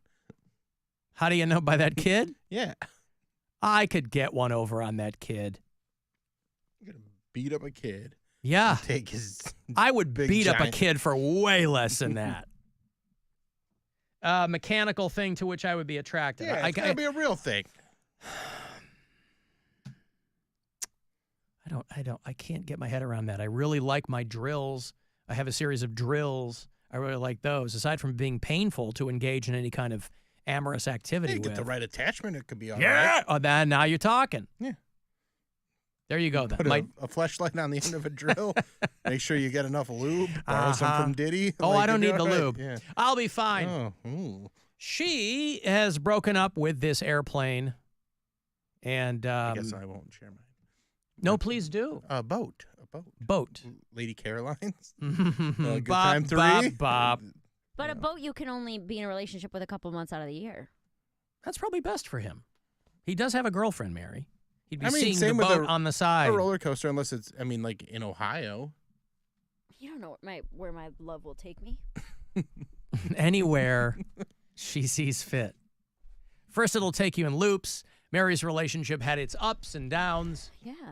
Twists and turns. Twists and turns. Objectophilia was what this woman was diagnosed with. I guess I was wrong. Emotional bonds with inanimate objects. So, like if you fall in love with your toaster or something. She said some people are just very diverse in the way they structure their relationships. But there can be no interplay, so I genuinely don't understand this. I mean, I'll bite. I'll go with you for a little bit if she's talking about this is a thing and this is how I feel, but there's no interplay. There is, though. It's a passive relationship. You could rub yourself on or with it. But you can... Yeah. You know on what I or mean? with it. But again, how is she getting I do know to what that? you mean. Yeah, like how would she get to that plane? Because they're usually... She works there. Sure, it's so the she just warehouse. goes and rubs up on it and gives a little smooch goodnight and see you tomorrow. She described their time together as deeply fulfilling, saying, we have relaxing evenings together. When we go to bed, we cuddle and fall asleep together. I have to imagine that this woman is probably making a lot of this up. But if the condition is real... Does she have like a toy version that she maybe carries around with her? She could only be close to the plane when she was flying or on rare occasions when she had access to it in a hangar. And she said that made their relationship complicated. But we're still friends. She and the airplane remain on good terms. I'm glad. That's the part that makes me happy. Because Everybody's- so many people yeah. have such bad relationships and there's bad blood. And the fact that they can end this relationship but still remain friends and be on good terms is just a breath of fresh air. Yeah. You just have to hope she's not constantly texting it, putting in You its up. call signs. You up in the air. There it is. She has to pay. Come on, get in on the puns. Oh, this wasn't a part. I was just going to see if she had to pay for its Wi-Fi in order to text it. Yep. Your Wi-Fi's not able to get. You're treating me like I'm coach, not first class. This is not an economy. There was on one of my flights, I had like business class seats, and there was a mom that had a baby with her, and they were in business class too, and I just kept thinking of all the baby business that they were doing. She a boss baby. Yeah, just like, Yeah. I'm like, this baby's got a lot of business. This is a business baby. You bought a first-class ticket to Seattle? Or to No, it's the Southwest version of business class. Oh. Yeah, so You need to say that then. the Southwest version of anything is... But business class, That's not a real thing. it's what they have. But it's on the front side of the curtain, right? No, they have no curtain, but it's It's just the first probably 3 seats. Front of the plane. It's the first. You get to pick your seats first. On Southwest. All right. Mary's laughing at you. It's you know, it's what it's just called. because she's out there flying. I've never flown first class. Told this story like it was like a first class, like a. He said It's legit- business class. I'm using the term that I had. Southwest. It's business Okay. class, and I was Okay. because I was making a joke about the baby. He was there with a having business baby. business I know, baby. A professional baby. Okay. Yeah. Okay. Don't you denigrate me in this I business, didn't. baby. I don't know what that word means. But I I've didn't never do it. flown first class, so at least let me be impressed by You can be business impressed class. by Southwest business class. Yes, I don't even know what that means. You get hot towels? You don't get anything. That's the don't get whole anything. point. It's- Oh. There's literally no benefit to it. No, there is a benefit. You get to pick your seat first. Oh, you get to pick a seat. That's the whole thing. Well, but that's it's the the only- same size and the same amount of leg room as all the other seats. No, it's not, because you can pick the seats that have more leg room, like Oh. in the Emergency row. rows and stuff So like the that. exit row is Southwest first class. It's not called first class. That's It's where called the extra leg room business is. class, Business class. Got Yes. it. Got it. So theoretically, if you wanted Do they to... call it business class on the other They airlines? call it first class. Yeah, that's why I said business class, because I wasn't saying I had a first class seat. I was saying I had a business class seat, and there was a baby Usually- that also had business class, and that's the funny part. Because what Usually- business you doing, baby? Did he ever Usually tell you? Interchangeable. No. He's going... I'm sorry, I He's didn't go... standing on business. I didn't go to business school. I don't understand what Yeah, you're saying. yeah. I didn't go to Horton. So theoretically, since Southwest doesn't have first class, right? Their premium whatever is called business It's class. the airline of the people. But if you were to pick your Not own trying to seat, be- it's not classist. if you were to pick your own seat, you could theoretically be in business class and pick the very last seat Yeah. on the plane. You could pick the very back seat in the middle aisle, in the middle seat. Yeah. Not the aisle, obviously, but you and that's business class. I like the back row. Nobody's kicking the back of your seat. You I don't also mind the can't back row. recline in I your don't care. toilet. I'm not reclining my seat anyway. Yeah, I don't recline my care. seat either.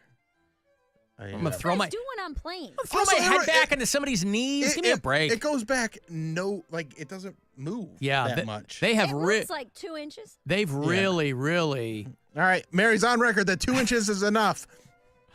They have. I feel like they have really restricted the angle of reclining on planes now with all the other things that they're doing. And I don't sleep on planes really either, so I'm not worried about the reclining.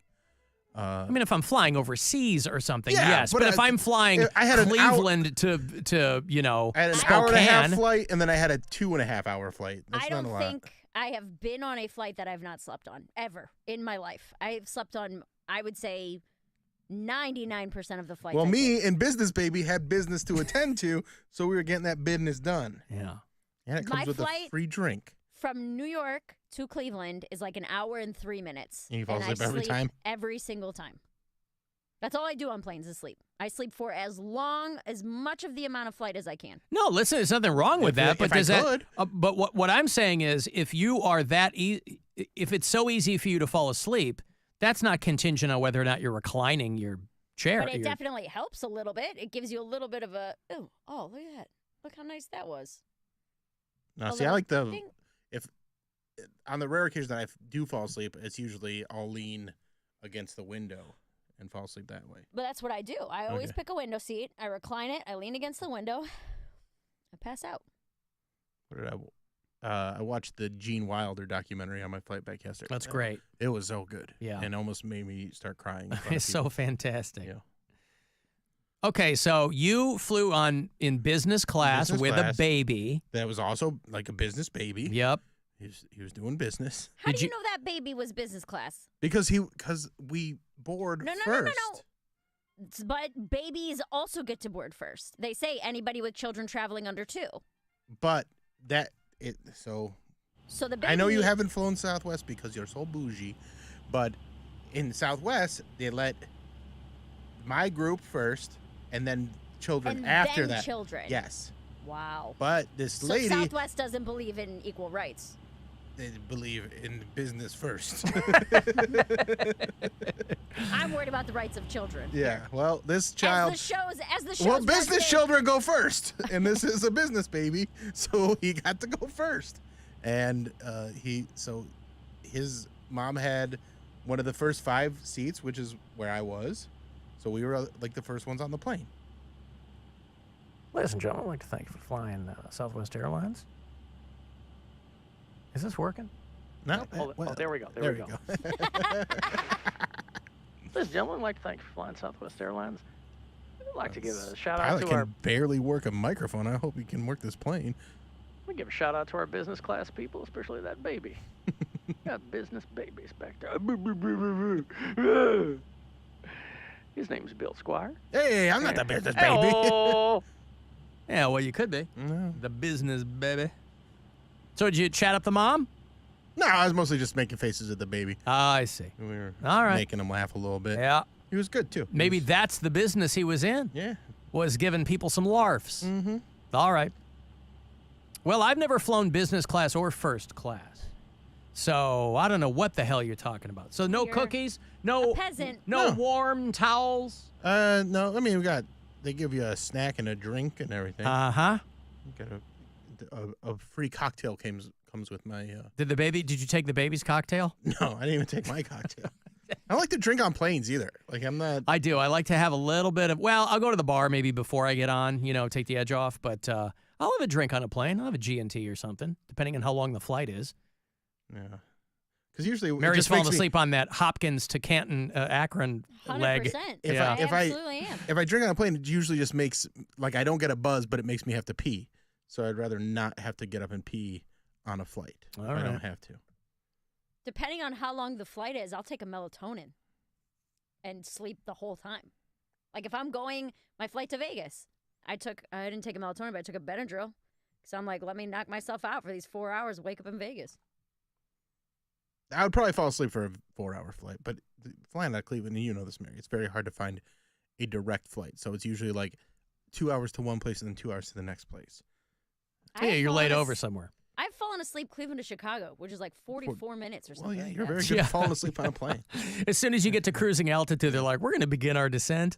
Dude, I sleep anywhere. I'm so tired. And then you sleep in all the time. the man. airports everywhere too, right? I sleep in airports. Yeah, dude. There's times when I if I have a show on the Lower East Side of Manhattan or in Brooklyn, and I have an hour train ride home. It is a fight for me to stay awake on the train. Yeah, you can't fall asleep on those trains. I know I fall can't. asleep on the train. And, if I stand wasn't up. concerned for my safety, I would fall asleep on every single train ride. I'm always fascinated when I would see people sleeping on the train. I'm like, oh my God, you are really comfortable, or you don't care that, you're going to wake up with semen on your shoulder or something. When I have 8:30 What p.m. is it, shows. Navy Week? What's that called? Fleet Week. Fleet Week. I have when I have an 8 o'clock or an 8:30 show, and I know I don't have time to go back to my apartment. I've talked about this before. I take what I call a desk nap, where I keep a blanket at work and I lay down underneath my studio desk and I take a nap for an hour. I can sleep anywhere, dude. Alan Bill would want to date that boat because of all the docking. No. Boats are girls. Yeah, that's right. But still, good joke. Good joke. I've got to take a break. I want to go see the Black Crowes. These guys were all set to do the year opening for Aerosmith. They were going to do the Romo Fijo. And then Tyler and Perry and company said, we're done. And so the Black Crowes are going out on their own headlining thing. And they'll come to MGM Northfield Park. Happiness Bastards. That's the name of the tour. It's their first new album in 15 years. So it'll be good to see these guys live. I'll get those tickets coming back. 35192. Want to text me for anything else. You can watch the show live if you want. Go to the Alan Cox Show YouTube channel. The Alan Cox Show on 100.7 WMMS. And everywhere you go on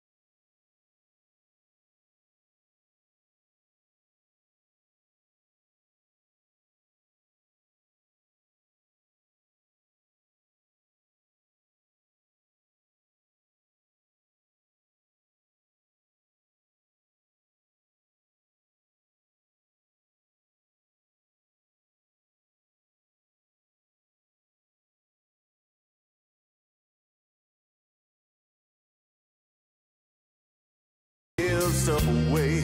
I want to go see the Black Crowes. The Robinson brothers have finally buried all of their respective hatchets. They were set to open that Aerosmith tour, and that blew up.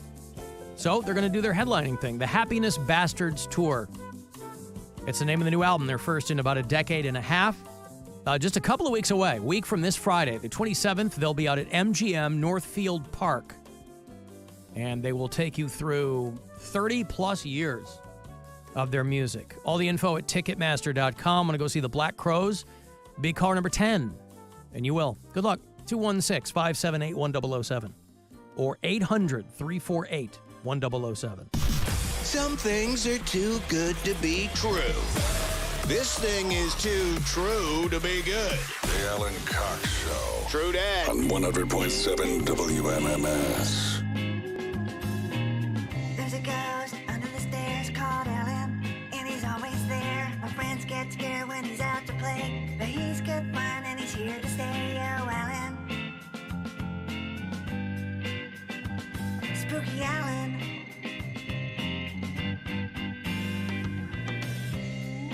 Alan, you naked, banana-eating, no airplane seat reclining weirdo. What is wrong with you? Does that make me weird that I don't recline my seat on an airplane? I think it's weird to be against it. What did we talk about? I'm not against it. Anybody can do whatever they want to do. I just don't do that. What did we talk about last week? That my anxiety manifests itself in the form of not wanting to be in other people's way. And so when I do that, that's an intrusion into the person behind me's personal space. And I don't want to be that person. See, back in the day, for people who remember, airplane seats used to recline way back. You didn't have to be on Virgin Atlantic, to be practically laying down. Airline seats then used to be the way movie theater seats are now, at least the reclining part of it. Now, because I'm sure so many people complained, and rightfully so, because you have a flying tube of people, half of whom act like they've never been in public before, taking their feet off, screaming at, hitting flight attendants. And so you'd have people complaining because the person in front of them was reclining their seat way back. So obviously the manufacturers changed that a little bit, but I don't recline my seat. That's just me. Now, again, if I'm on some, if we're traveling overseas, yes. But I mean, then you're kind of, you're paying for a seat that is, those seats are spread farther apart to begin with. You'll be okay. But I didn't realize that made me a weirdo, that I don't do that. And trust me, you've just touched the tip of the iceberg, if that's what you think is going on. Most of it is below the surface of the water. I got an email from Adam. I know you're not a Halloween guy, but maybe since you're the empath of the show, you can settle a very minor debate in our household. You are? I mean, we took some quiz a while back, and it was determined that I was the most... Who took a quiz? I wasn't here We for that all took a quiz. Nobody This is took in the that pound quiz. cake days. I assume they're kidding. You can settle a very minor debate in our household. I set this up to get a jump on decorating. I'm going to show you the photo he sent me of what they've got going on in their front yard. He's got a skeleton. They got the rainbow flag by the front door. They've got the skeleton operating a Weber grill with a dog skeleton on the grill and another dog skeleton. These are all Halloween decorations. They're fake, obviously. They're not real dogs. And a dog skeleton crouched next to him on the lawn there. And he said, I think I'm clearly mocking the lunacy of all this MAGA eating the dogs nonsense. My wife is worried that it might be making light of the racism. And I see her point. We're white people in our mid-30s. My thought is with the pride flag and our Sherrod Brown and Kamala Harris signs that our intentions are clear enough. Also, this won't be our only decoration. My wife loves Halloween, and I have no problem supporting that enjoyment. So listen, I know where his wife's coming from, but I say run with it. Dude, yeah. I don't know what the line is, by the way, for Halloween front lawn decorations. because people are putting up some wild stuff in their front lawns. I don't think I have anybody like that near me, but there are people who just go hog wild. You want to talk about people who make one thing their personality. For a lot of people, that's Halloween. And listen, I say knock yourself out. If you got some goddamn thing in your front yard that needs guy wires just to keep it from blowing over, you do it. You have fun. Because it's cool when I drive by, I go, oh, a 12-foot skeleton. Yeah. Oh, that looks cool. I would never put that up. So here in New York, you guys, this is going to blow your mind. A lot of people don't have yards. I don't know if you knew that. Not a big... Where their dogs go to bed. Really expensive, exactly. too. Right, very expensive. But there's a house on the corner of my street that has like what would be considered a green space, not necessarily a yard, but they started putting up Halloween decorations, and the small, I'll take a picture of it and I'll send it to you guys after work today. The small area that they have allocated for a yard is jam-packed with 8-10 foot tall decorations. They have like a witch. I don't know where it's suspended from or if it's got like a pole in the ground, but the witch looks like it's flying. There's like a giant creepy-looking scarecrow. They've squeezed a lot into a small area. They have really squeezed a lot into a small area. Like, and I was kind of surprised. 357. Oh boy. I'll let it go. No, don't. What This am is I- my personality. what am I gonna do with This it? is my all-year personality. Yeah. Annoying Mary. Uh-huh. So you need to pull it. 2 hours and 42 minutes. That's his seasonal personality, Mary, except it's all 4 seasons. Like Vivaldi. That's his personality. I'll tell you what was, I don't know that it rises to the level of freaking me out, but I had my first experience with one of those goddamn lantern flies. I think I texted you guys. Yeah, you said Not there- one, a lot of them. We were beset on all sides by lantern flies, and we were trying to have dinner. And I'm like, oh my God, enough of this. I'm stepping on them, I'm flicking them, all the foliage near us. We were having dinner. I guess I won't tell you where because I don't want to blow them up or anything. It's not really their fault, but we were having dinner on their patio on the roof that's like meshed in. Now they had kind of a grated ceiling, I guess for aesthetic purposes or whatever, so I have to assume they were coming in there. But on the periphery of this patio, and for a while we were the only people up there eating. And then more people kind of came in later on. But we were next to the window. But again, it was kind of meshed in. It wasn't open. You could see through it.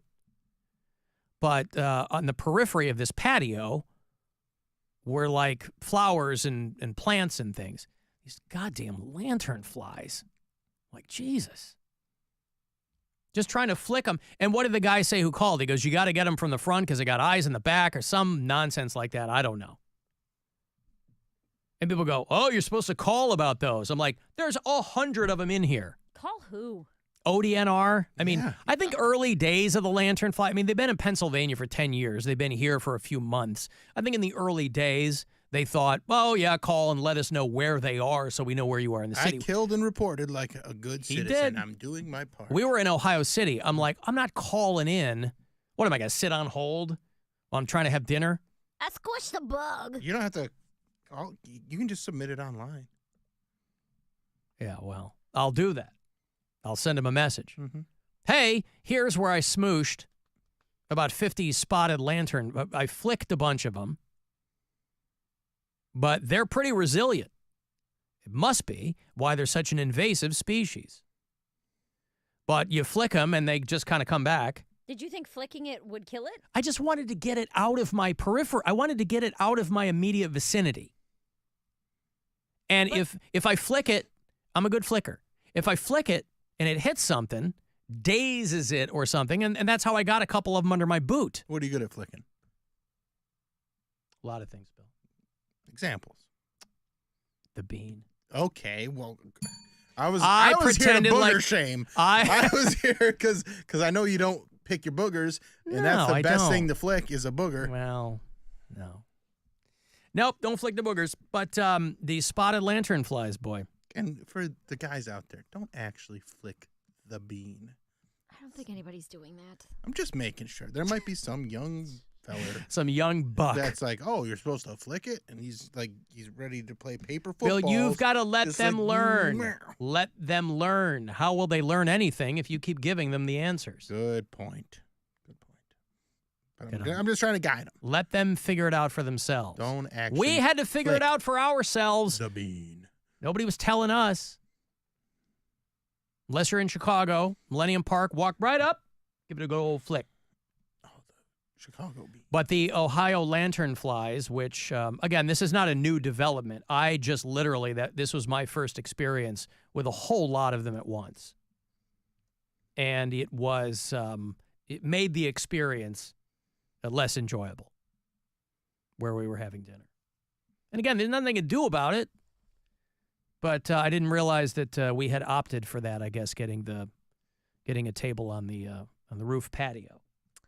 A few years ago when I still worked downtown, serving and bartending, we get those midges, the Canadian soldiers, whatever you want to call them. Yep. They were a problem. Okay, a problem. Because you're right near the lake. Right near the lake. Yeah. Like they would coat our tables. And Yeah. we would tell people before they choose to eat outside, we would say, hey, just so you know, there are a ton of bugs out there.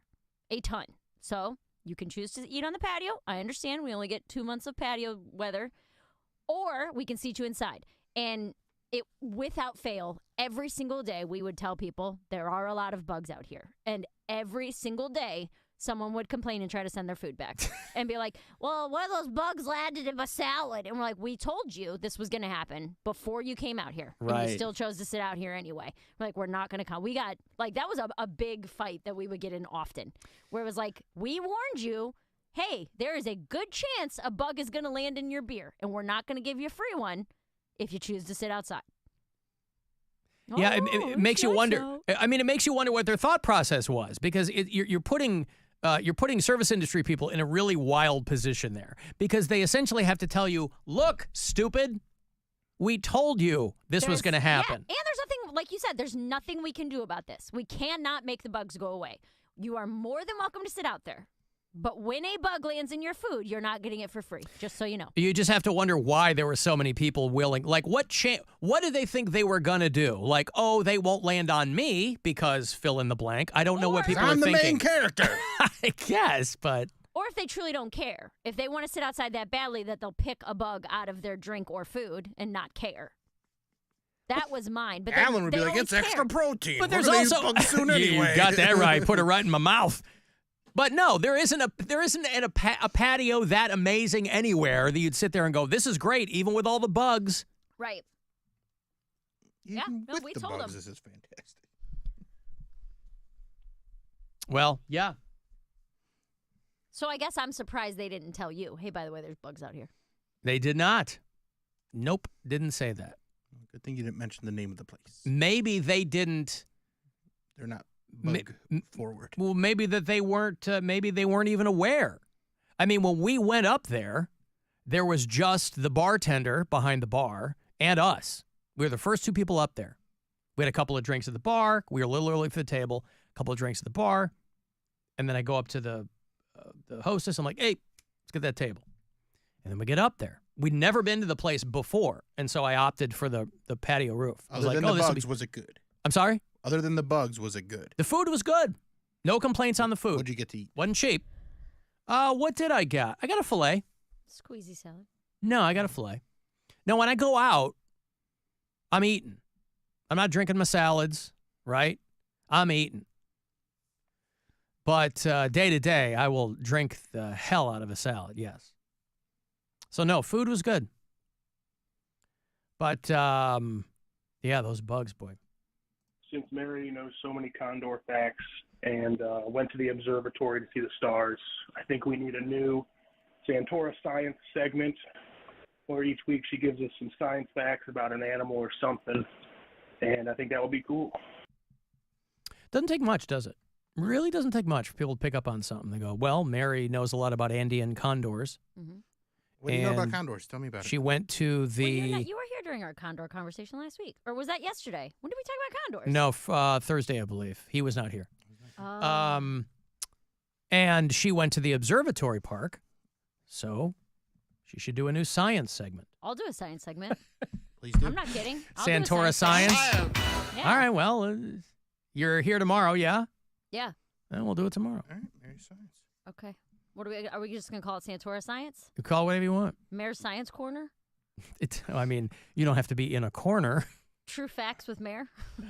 Let's not get ahead of ourselves. Should it all be animals? We don't Is even. it- It's You're whatever the- you you're the want. science lady. You're the lady. We're workshopping it. I'm brainstorming with Mayor you guys. Nye, Should the it- science girl. What did that guy say? Hold on. He suggested something. Mrs. Wizard. Miss Wizard. He said Ms. Santora Wizard. Science. or This something week like she that. gives us some science facts about an animal or something, and I think that will be cool. An animal or something. All right, those are your marching orders. An animal or something. The wide, wide world of science. There's a lot. I mean, you could hit anything. Science is all around us, as I understand it. And you can just pick. We call it Today in Science. Sure. Sure. It's Just a good name. I you guys. agree. Help Just me, so help I can me. send it to the voice guy. Yes, so help me. Santora Science. I don't know. Science with Santerra Science. No. What are the branches of science? The executive, Executive, legislative, and math. Mm-hmm. There you go. All three. Physics, chemistry, astronomy, earth, biology, ecology, anthropology. This is a longer list than I All thought the it was gonna be. ologies. There's so many ologies. Meteorology, biochemistry. No, you don't want to get too clever with it. Zoology. How Social about- sciences, genetics. Up to you. Up to you. Mary's science thing. You suck at this. I don't, but it's not mine. Bill, you're usually good at naming things. We just named it. I just Mary's did it. science thing. We just gave it to you. Mary's science thing. I'm going to write one of these for tomorrow. How long should it be? Professor Foot Fetishes teaches you about science. No. But she's not the foot I'm fetish not- yeah. person. All right. Professor Foot Haver. Foot Haver. Hey, Professor Foot Haver. Here she is. We're overthinking it. We are. I think Just science with Santora. I think it's Mayor-splaining science. Mayor-splaining, Yeah. science. Yeah. Colon. You don't need a colon. Mayor-splaining science. We did the colon stuff yesterday. Mayor-splaining science. No, I don't like that name. Okay, well, we'll think about it. We have to come up with it right now. How long? We is don't this- even have to do it tomorrow. You're how out long is Thursday it and gonna Friday. be? And what? Monday. You're out Thursday and Friday and Monday. Mary's science dump. Ew. I don't like poop stuff like you guys do. It doesn't have to be poop when stuff. I It's just hear called a dump, science I don't think dump. of poop. That's what I I think think of of. dumping them out. He's thinking about breasts, about boobies. How long should this piece be? 45 seconds. That's it? Science is a liar sometimes. I was Yeah. thinking 8 or 9 minutes. 8 or 9 minutes. Dude, there's so many facts about condors. You don't understand. I cannot teach you about this avian giant in 45 seconds. I'm not trying to learn. That's the whole point of this segment. I'm not trying to learn about condors specifically. Or whatever science fact I pick. Yeah. Again, you don't have to do any of this. That guy, just because that guy said, hey, just because the thought ping-ponged in his brain doesn't mean that you got to do anything. What if you call it actually, but from a girl? There are a lot of female scientists, Bill. Yeah, all the female scientists are female. Oh, right. They are. To a person. They're scientists and they're females. A science mayor. Santerologies. Whatever. Mayor digress Santorum. Hey. All right. How about Mary's labioratory? No. No? All right. Well, we'll think about it. We'll go noodle with this one and workshop it. I got to take a break. Hey, are you a Pink Floyd fan? The band Wish You Were Here is not only celebrating the 50th anniversary of that Pink Floyd album, they'll do it in its entirety, but they are celebrating 30 years together as the band Wish You Were Here. They're doing 2 nights at the Agora in January, and I will put you at that second night, Saturday, January 4th.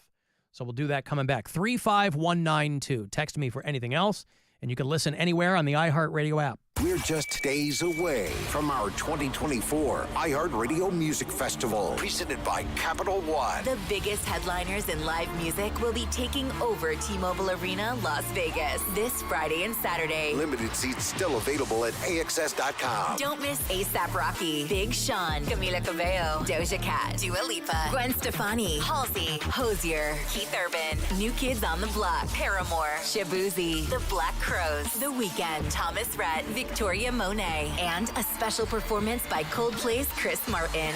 Plus, some special surprises and moments you are not going to want to miss. Our 2024 iHeart Radio Music Festival, presented by Capital One. Stream only on Hulu. And listen on iHeart Radio. This Friday and Saturday, starting at 10:30 p.m. Capital One is the proud presenting partner of the 2024 iHeart Radio Music Festival, bringing great products, rewards, and services to its customers. What's in your wallet?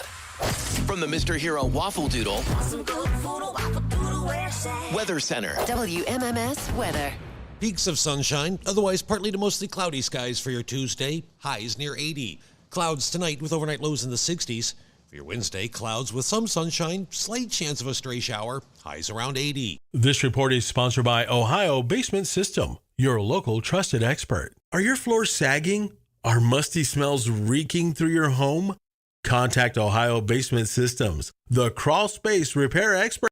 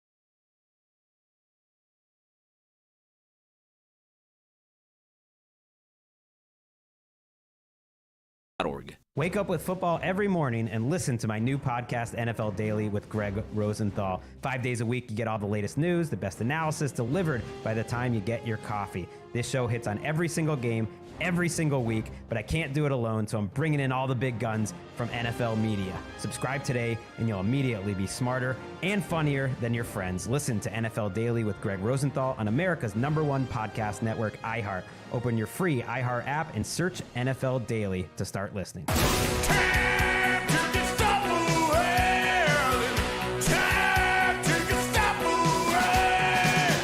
All right, you a Pink Floyd fan, the band Wish You Were Here are back in Cleveland for 2 shows. Friday, January 3rd, Saturday, January 4th. The 50th anniversary of Pink Floyd's Wish You Were Here, and the band themselves celebrating 30 years together as Wish You Were Here. One of the best Floyd tribute bands out there. Each night they will do Wish You Were Here in its entirety, and of course all of the Pink Floyd classics that you love. AgoraCleveland.com for the details. I have tickets for you for that second night. 2 tickets for you. Saturday, January 4th to see Wish You Were Here at the Agora. So caller 10, these are yours. Good luck. 216-578-1007 or 800-348-1007. Are you trying to make us all uncomfortable? Alan Cox. It's gross, it's weird, it's not right, it's not cool. And there's plenty more where that came from. Back to the Alan Cox Show on 100.7 WMMS.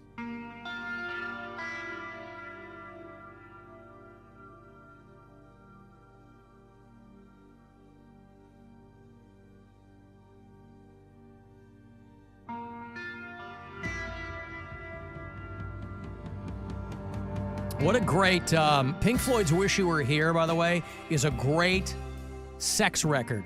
I don't know that people think of it, but if you got 44 minutes to spare and you're going to get it on.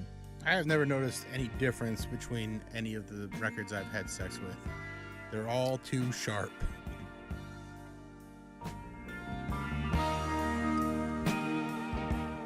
Mary, your thoughts? You know my thoughts, Alan. Why do you ask? She's having the best time ever. But they have that tiny hole in the middle, Bill. How can they be so sharp? That's, well, I don't fit through that tiny hole. Ah, you got to go for the compact disc. That's pretty small. Anywho, Wish You Were Here is a great bang record. I know everybody's kind of got their own. I'm just saying, allow me to throw you a wild pitch. You might have never considered that. But it's bookended with those 2 really long tracks, and you can have fun with it all the way through. So if you've never tried it, that's a freebie from AC. Throw on Pink Floyd's Wish You Were Here. You got that first track there, right? That opens the whole thing up. It's like 13 minutes long. Shine On You Crazy Diamond. That's the song that bookends the whole album. First track's 13 minutes, last one's 12. In between, you got a little bit of fun. Especially when Have a Cigar comes on. If you're somebody who likes your musical accompaniment to be a bit more double entendre. Welcome to the Machine. Maybe you and your partner like to work in some mechanical activity. You can play, again, it doesn't all have to be on the nose like this, but, you know. And then when Wish You Were Here, when the title track comes on, that's perfect for if they've left you by that time because they don't like Pink Floyd. Just trying to help out there. Doing a good job. We got hot celebrity goss from Perez Bilton in mere minutes. That's exciting. Mary's excited. Can't wait. Favorite thing. But you'll have to wait. I know. See, now that she has her science segment, she's feeling herself. I think we got a name for it. Oh, for Mary's science segment? Mm-hmm. And what is it going to be called? Science Fair with Mare. Is that what it's going to be called? Mm-hmm. Science Fair with Mare. Okay. Right? Customer came up with that. Good one. I don't mind it. Now, is it going to be F-A-R-E or F-A-I-R? Well, a science fair is F-A-I-R. It is, but Mare is M-A-R-E. No, it's M-A-R.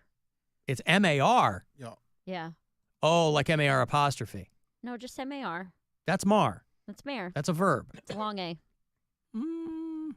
Listen, it's a name. You can do whatever you want to with it. I'm just saying. I was just in Quit telling me what to Spokane, do. which has an E at the end and should be Spokane, but it's Spokane. So it can be Mare, M-A-R. Okay. Fair enough. Yeah. Well, you've got it all figured out. There's nothing more I can do there. Science fair with Mare. Yeah, but a fair implies implies an array of items. Could be. Right? You go to a science fair, you have a whole bunch of kids, each with their own take on whatever they found to be compelling or interesting. Yours is going to be, I have to assume, one subject that you're Well, really drilling down on. I'm doing 9 minutes. I can do more than one subject. You're doing 90 seconds. I'm doing 11 minutes. You're doing 45 seconds. I'm doing 2 hours. You're doing 22 seconds. I am doing My a final full- offer. A full show on science facts. All right. Well, that will be fun. You don't even get a choice. I That don't will even be know fun. why I'm asking your permission. I know. It's Why my am I show arguing with anyway. her about this? It's my show. Why am I arguing with her? It's her segment.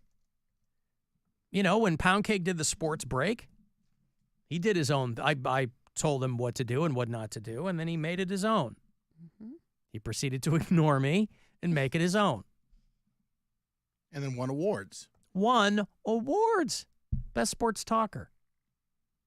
And where did that get him? Into a regular job. Mm-hmm. I saw our boy Sebastian Maniscalco has added Cleveland to his current tour. I don't know that you guys are as enamored of him as I am, but if you are a Sebastian Maniscalco fan, he has added 23 cities. He's doing 5 sold-out nights at Madison Square Garden. He's doing 2 sold-out nights at home at the United Center in Chicago. And he will be coming to do the Romo Fijo on February the 7th. The second leg, the added dates begin in 2025. Someone wanted to take me in a suite. I would go to that. A suite? Yeah, I'd go to that in a suite. You get For a free in the best seats. Yeah. Oh, really? Yeah. So I don't want to under pay those for it. under Yeah. any other conditions, no interest. Or front like 5 rows. 5 rows. Mhm. You could probably swing that. We probably know people. Tonight he's Just starting arena shows because if you're not like super close or in a suite, you're basically just watching a screen. watching TV. Yeah. Tomorrow night he starts the first of 5 sold-out nights at Madison Square Garden with his feature act Mary Santora. Are you on those? MSG, Yep. baby. That's actually what I meant by I was performing at Gotham Comedy Club tonight. Was Well, this Madison is Square tomorrow Garden. night. This starts tomorrow night. Then doesn't mess with you tonight. Rehearsal dinner tonight. I think he still has Pat McCann in front of him. I love Pat. He's another Chicago guy. Love Pat. Yeah, Pat's great. So anyway, that's if you like Sebastian Maniscalco. If you don't, then disregard everything I just said and focus your mental efforts on Mary's Science Fair. Yes. The Guardians will play again tonight. First of 4 last night against the Twins. They beat them 4-3. Guardians are barreling towards the end of the regular season. They only have one more road series. That is this weekend. They'll go to St. Louis, play the Cardinals. Otherwise, they're here at home. They'll finish up with the Twins. They got Cincy and Houston on the way before the end of the regular season. The magic number you might have read is 7. And if you only have a passing knowledge of what that means, there's all kinds of places online that will do the math for you. The Guardians, Twins, tonight, 6:40. We'll get out of here and get you right into first pitch on MMS. And you can also listen in the iHeart Radio app. Nicki Minaj was in Cleveland. It was a big Friday night. It was the Billy Joel Rod Stewart thing over at Browns Bank Park. It was Nicki Minaj at the Romo Fijo, who whatever she's doing, right? I'm a much bigger fan of her than I am her music, to be frank. But it's called like the Pink Tour or something. They had the digital billboards all lit up downtown. It was a big night. The Guardians game, Nicki Minaj right next door, blah, blah, blah. A lot of traffic, a lot of people. But the hashtag on her tour is Gag City. And I like that this is where we are now in pop culture. A lot of people don't like it. I like it. That we, in order to get, people's attention spans now are so fractured, that in order to get people's attention, even for someone at the pop culture echelon the Nicki Minaj is, you still have to come out full tilt boogie with something that makes people go, what?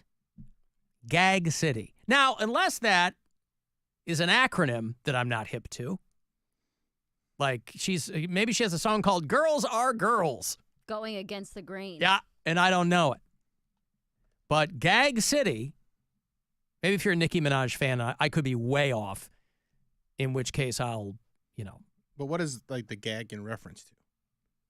Probably. I think we know what the gag is in reference to. I'm Fellatio. lost here.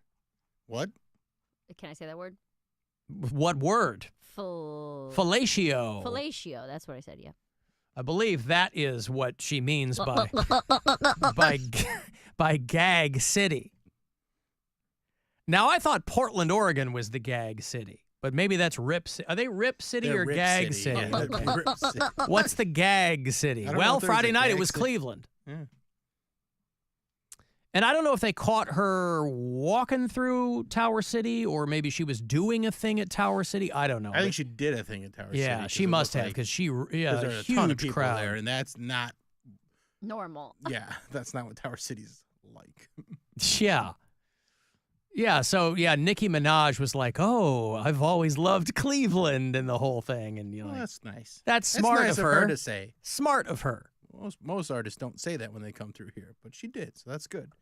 Most people get up on stage and they go, hey, what's up, Cleveland? I couldn't care less to be here. You guys stink. Thanks for You're coming annoying. out. But she said Cleveland means a lot to her, so that's very nice of her. She also said, certain cities just have a very down-to-earth, warm vibe that makes you not even want to leave. And then you know what she did? Left. But she didn't want to. Yeah, she wanted to. No, she She's said being she sweet. didn't want to. She knows what side her bread is buttered. And by buttered bread, you know what I mean. Yeah. Yeah! Penis. What? No. What? Huh? Now who's making all the dirty jokes? You know About what? Maybe fellatio and maybe penis? I'll rescind the whole science thing Hey! from penis lady over here.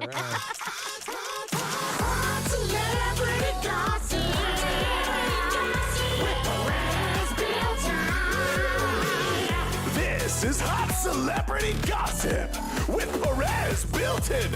Ooh. Oh, we got business goss that you can gag all over.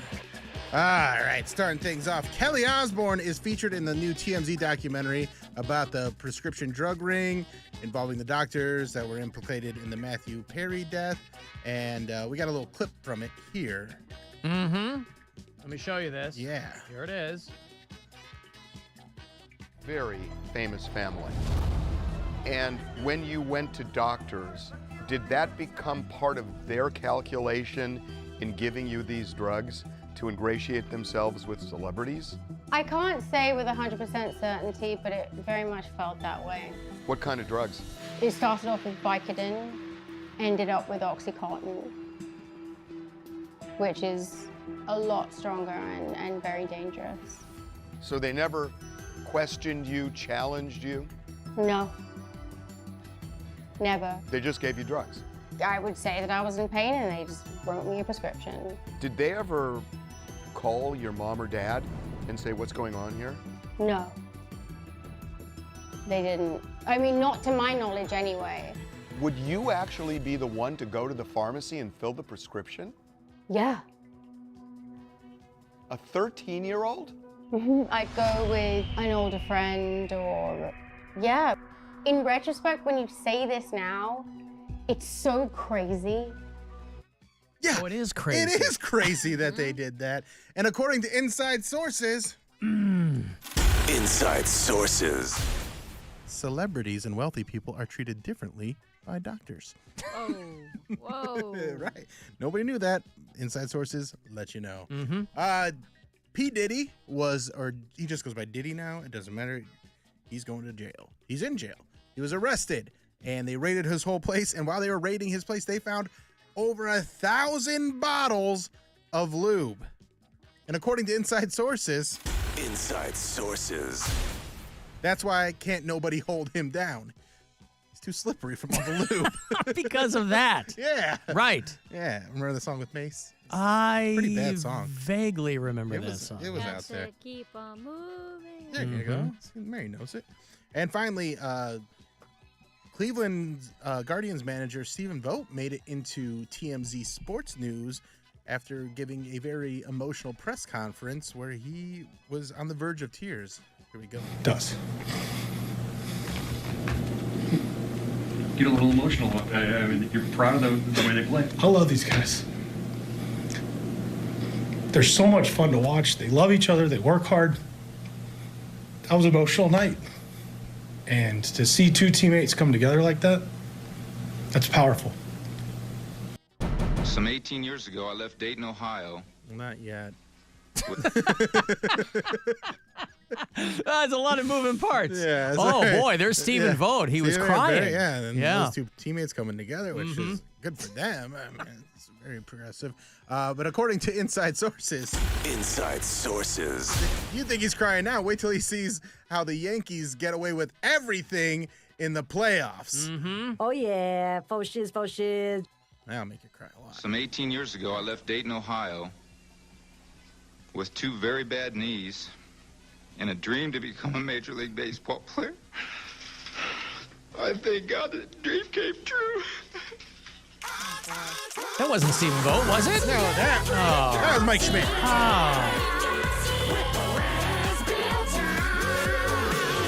This is Hot Celebrity Gossip with Perez Bilton. Ooh. Oh, man, I can't wait to crap all over Mary tomorrow when she's doing her science stuff like she does to me when I do my stuff. I literally didn't say anything. Just the look on your face. What was your look? There isn't a look. We're on radio. Nobody can see my face. I mean, So if there's you have people a watching problem- the live stream. But the live stream isn't on me when Bill's doing his segment, is it? How did he see your face? I can see your He face. always has my face pulled up. Like a friggin' creep. Wow. Have to have it.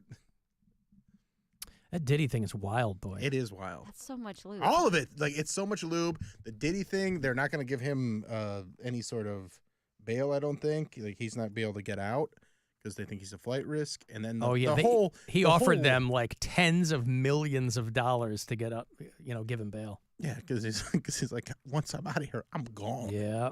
And then the whole Matthew Perry drug ring thing and that whole documentary is interesting and really, really sad. Imagine going like, oh, here's some Vicodin for a 13-year-old. Oh, you're in a little bit of pain. wild. Here you go. Yeah, that's nuts. Sad. So much for doctors thinking that women are lying, Mary. We're not all famous, Alan. Oh. You'll get there.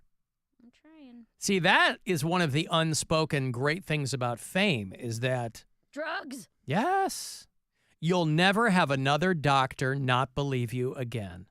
Wait, You'll go, that's oh, cool. this hurts. All this hurts. And they'll go, okay. I heard your album. I believe you.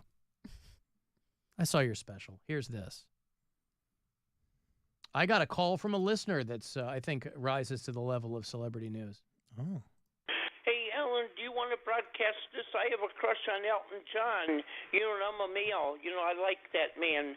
I just want to know if you could broadcast that one. Yep. There you go. That guy has a crush on Elton John. Is that breaking? Is that an inside source? That guy? I don't know who he is, sir. I would have loved more information about you. I don't know who you are. I don't know if somebody like an anonymous person saying they have a crush on Elton John qualifies as hot celebrity goss. It was about a hot celebrity. Yeah. I mean, who doesn't have a crush on Elton John? I don't really have a crush on Elton. You don't have a crush on Elton John. Not really, no. What about Elton John in 1976? Less. Oh, boy. All right, well, that's because you're ageist, Mary. Yeah. Yep, and straight. Very clear. Mm-hmm. Okay, I've got it. What? I'm singing along. Blah, blah. You're killing it. Yeah. A couple of vodka and tonics. Set you on your feet again. I got to take a break. Send a text. You want to get me? 35192. You can see all of Mary's faces. The Alan Cox Show YouTube channel.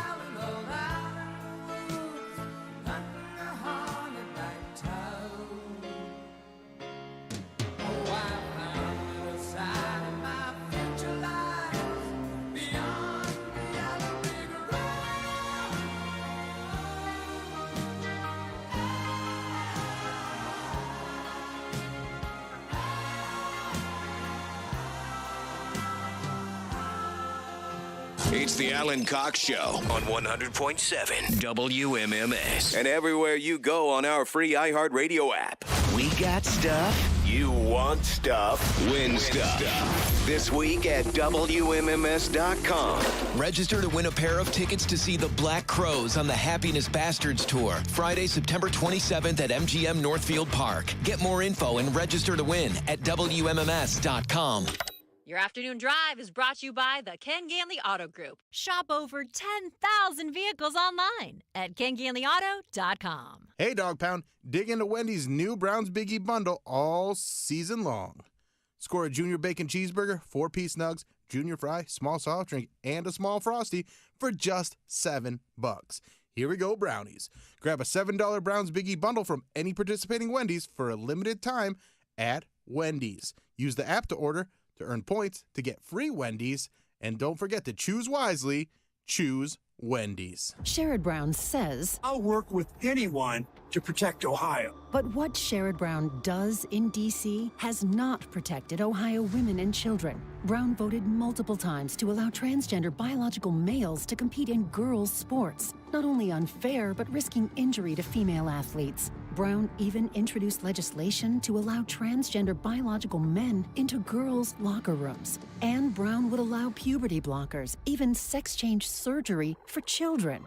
Worse, Brown introduced a law to force women's domestic violence shelters to accept transgender biological men, inflicting more trauma on abused women. So when Brown says, I'll work with anyone to protect Ohio, Sherrod Brown is not protecting Ohio women and children. In fact, he's endangering them. Ohio deserves better.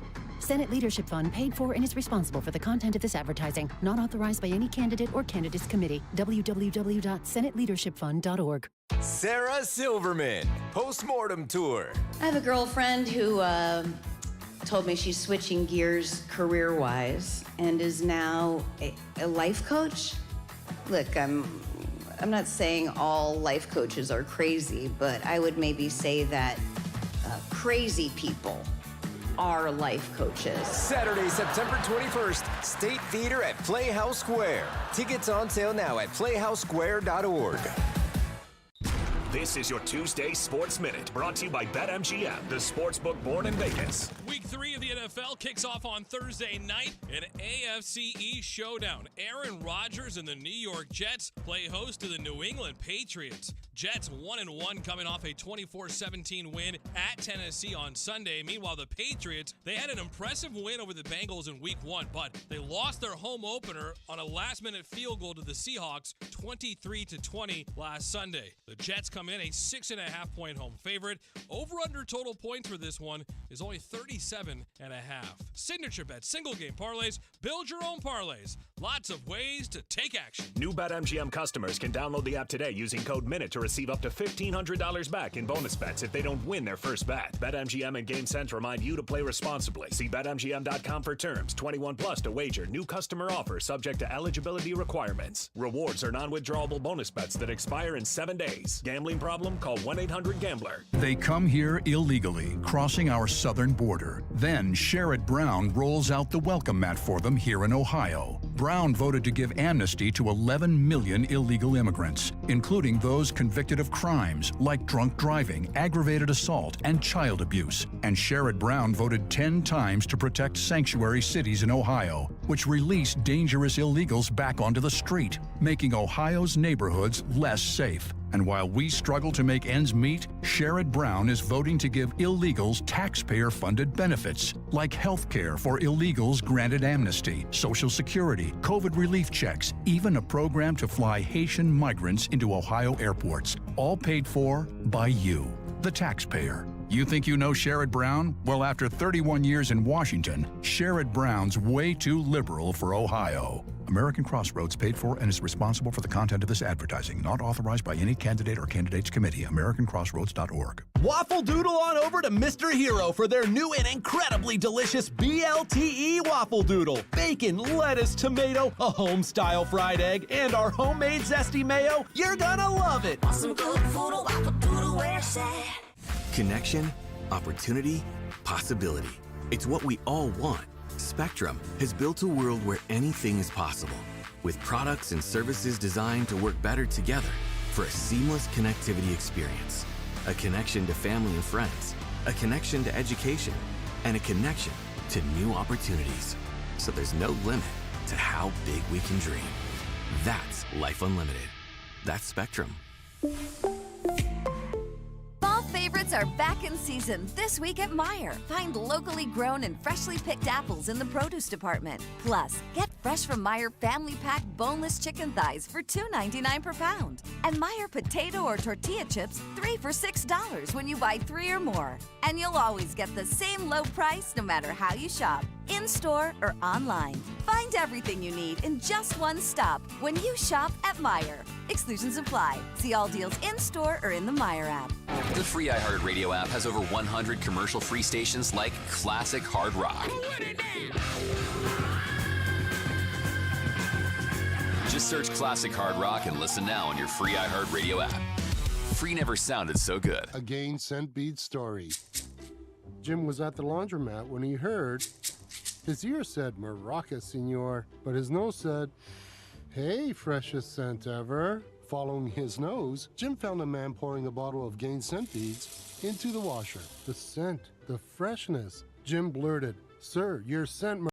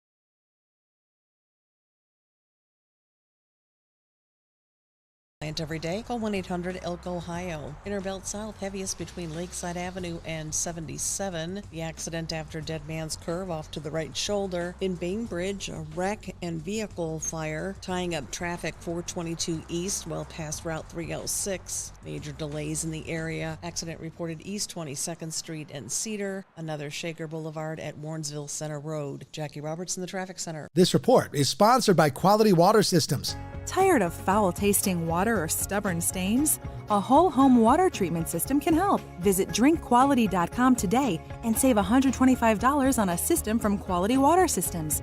Enjoy fresh, clean water throughout your home. This is The Buzzard. From the Bath Authority Studios. The Buzzard. The home of the Buzzard. The Buzzard.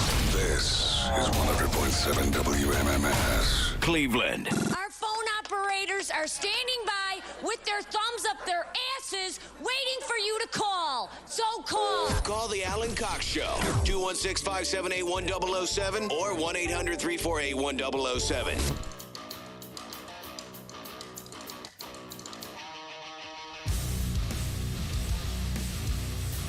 Nicki Minaj did a shoe release, did a meet and greet at that DTLR spot in Tower City.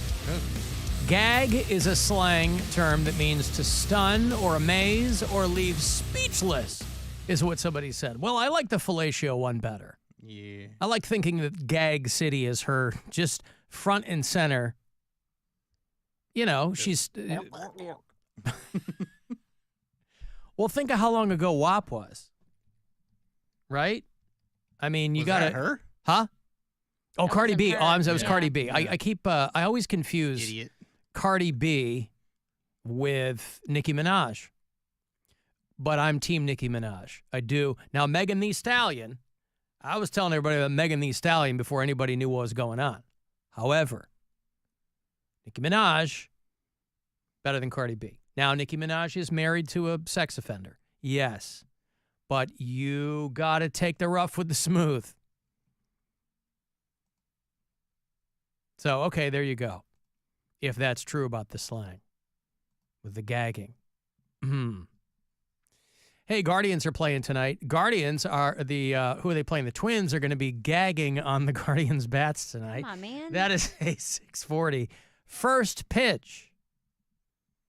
Right around the corner here at Progressive Field.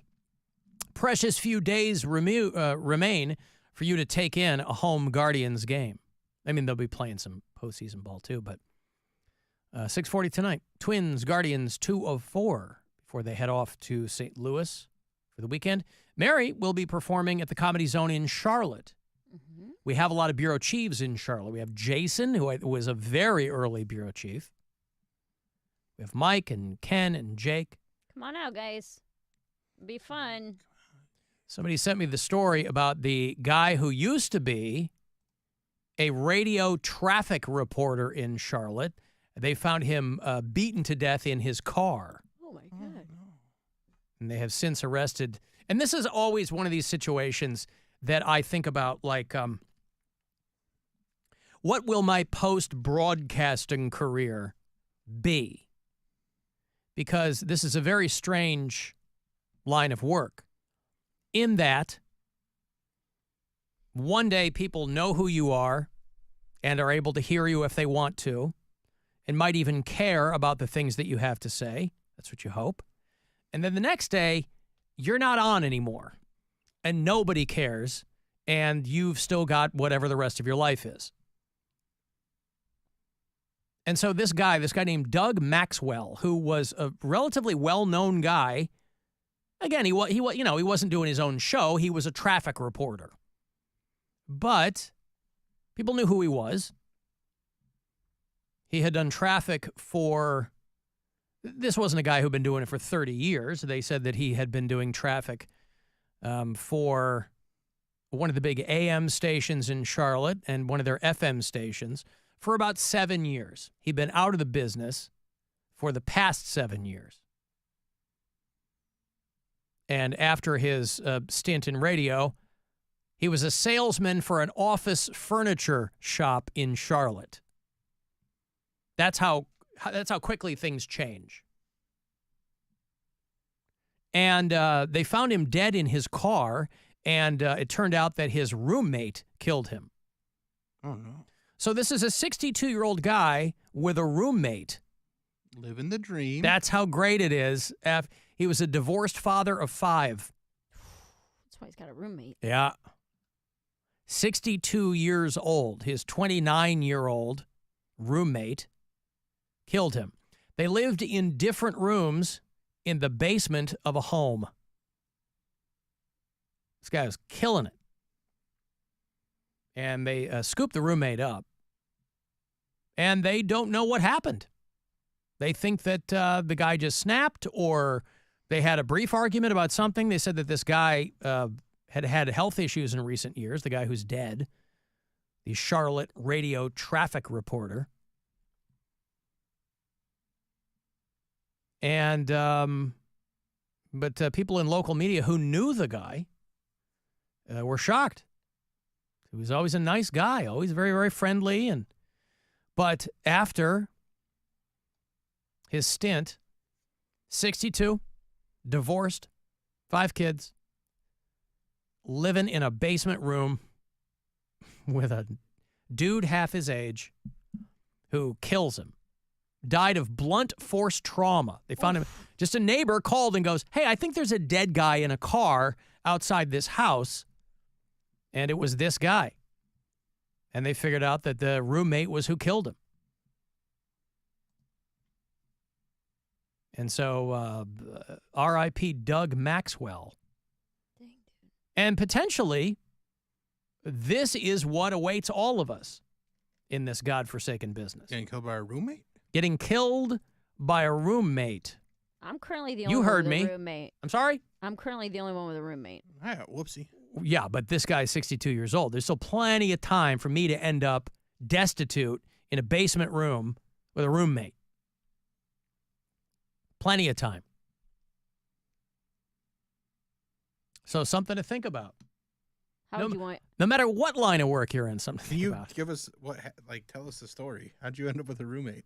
Who? Like just predict. You. Like It all fell apart. Manifest. Manifest it. It all fell apart. How? Tell us. How? I don't tell us know. what happened. One day you're doing this, and this is all you're doing, and the next day you're not. I don't have transferable skills. You know, there's a flip side to being successful in this business. I'm so lucky and fortunate and happy to have had a long career in this business. The flip side of that is you've been doing it for so long, you can't do anything else. I just want to know, like, That's how I ended up in a basement room with a roommate. Basement? Wow. This guy's living in a basement. Yeah, all right. Doug I Maxwell. don't know if you might just, like, not have gone all the way to basement with roommate. Like, maybe you were, like, in, like, second floor roommate. 62-year-old Doug Maxwell I know what is he's living in a got. basement I'm with talking about your situation. 29-year-old Isidro Rivera Aguero Jr. This economy's tough.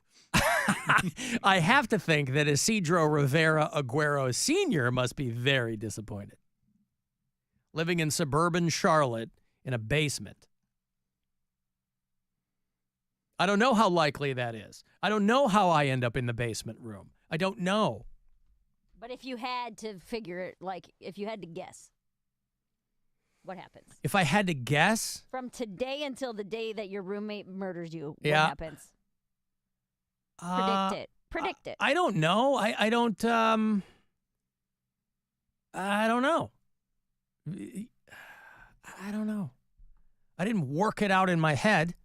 I'm just saying that everybody kind of goes through their life doing what they do, unless you're somebody who like works a lot of weirdo jobs or whatever. You're kind of used to that instability. And there's certainly nothing stable about this business. But I've been fortunate to work in a lot of places and do a successful show to the extent that they want to make it worth my while. But one day they come to you and they go, it's over. It's all over. And they don't need a reason. They just tell you, it's over. Like First Blood. It's over, Johnny. When Richard Crenna gets on that walkie and tells Stallone to come in from the cold because it's all over. I don't know how I end up in that basement.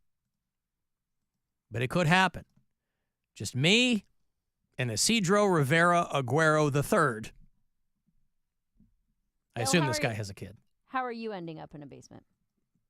How does anybody end up in a basement, man? I'm asking Bill how he thinks he's You're gonna get murdered. destitute. Okay, so what happens to me is people start thinking that Mary doesn't actually like the stuff that I do. She, she builds this whole campaign against Perez Bilton and the Friday Get Down, and meanwhile, I'm just here being a sweet, sweet boy, of course.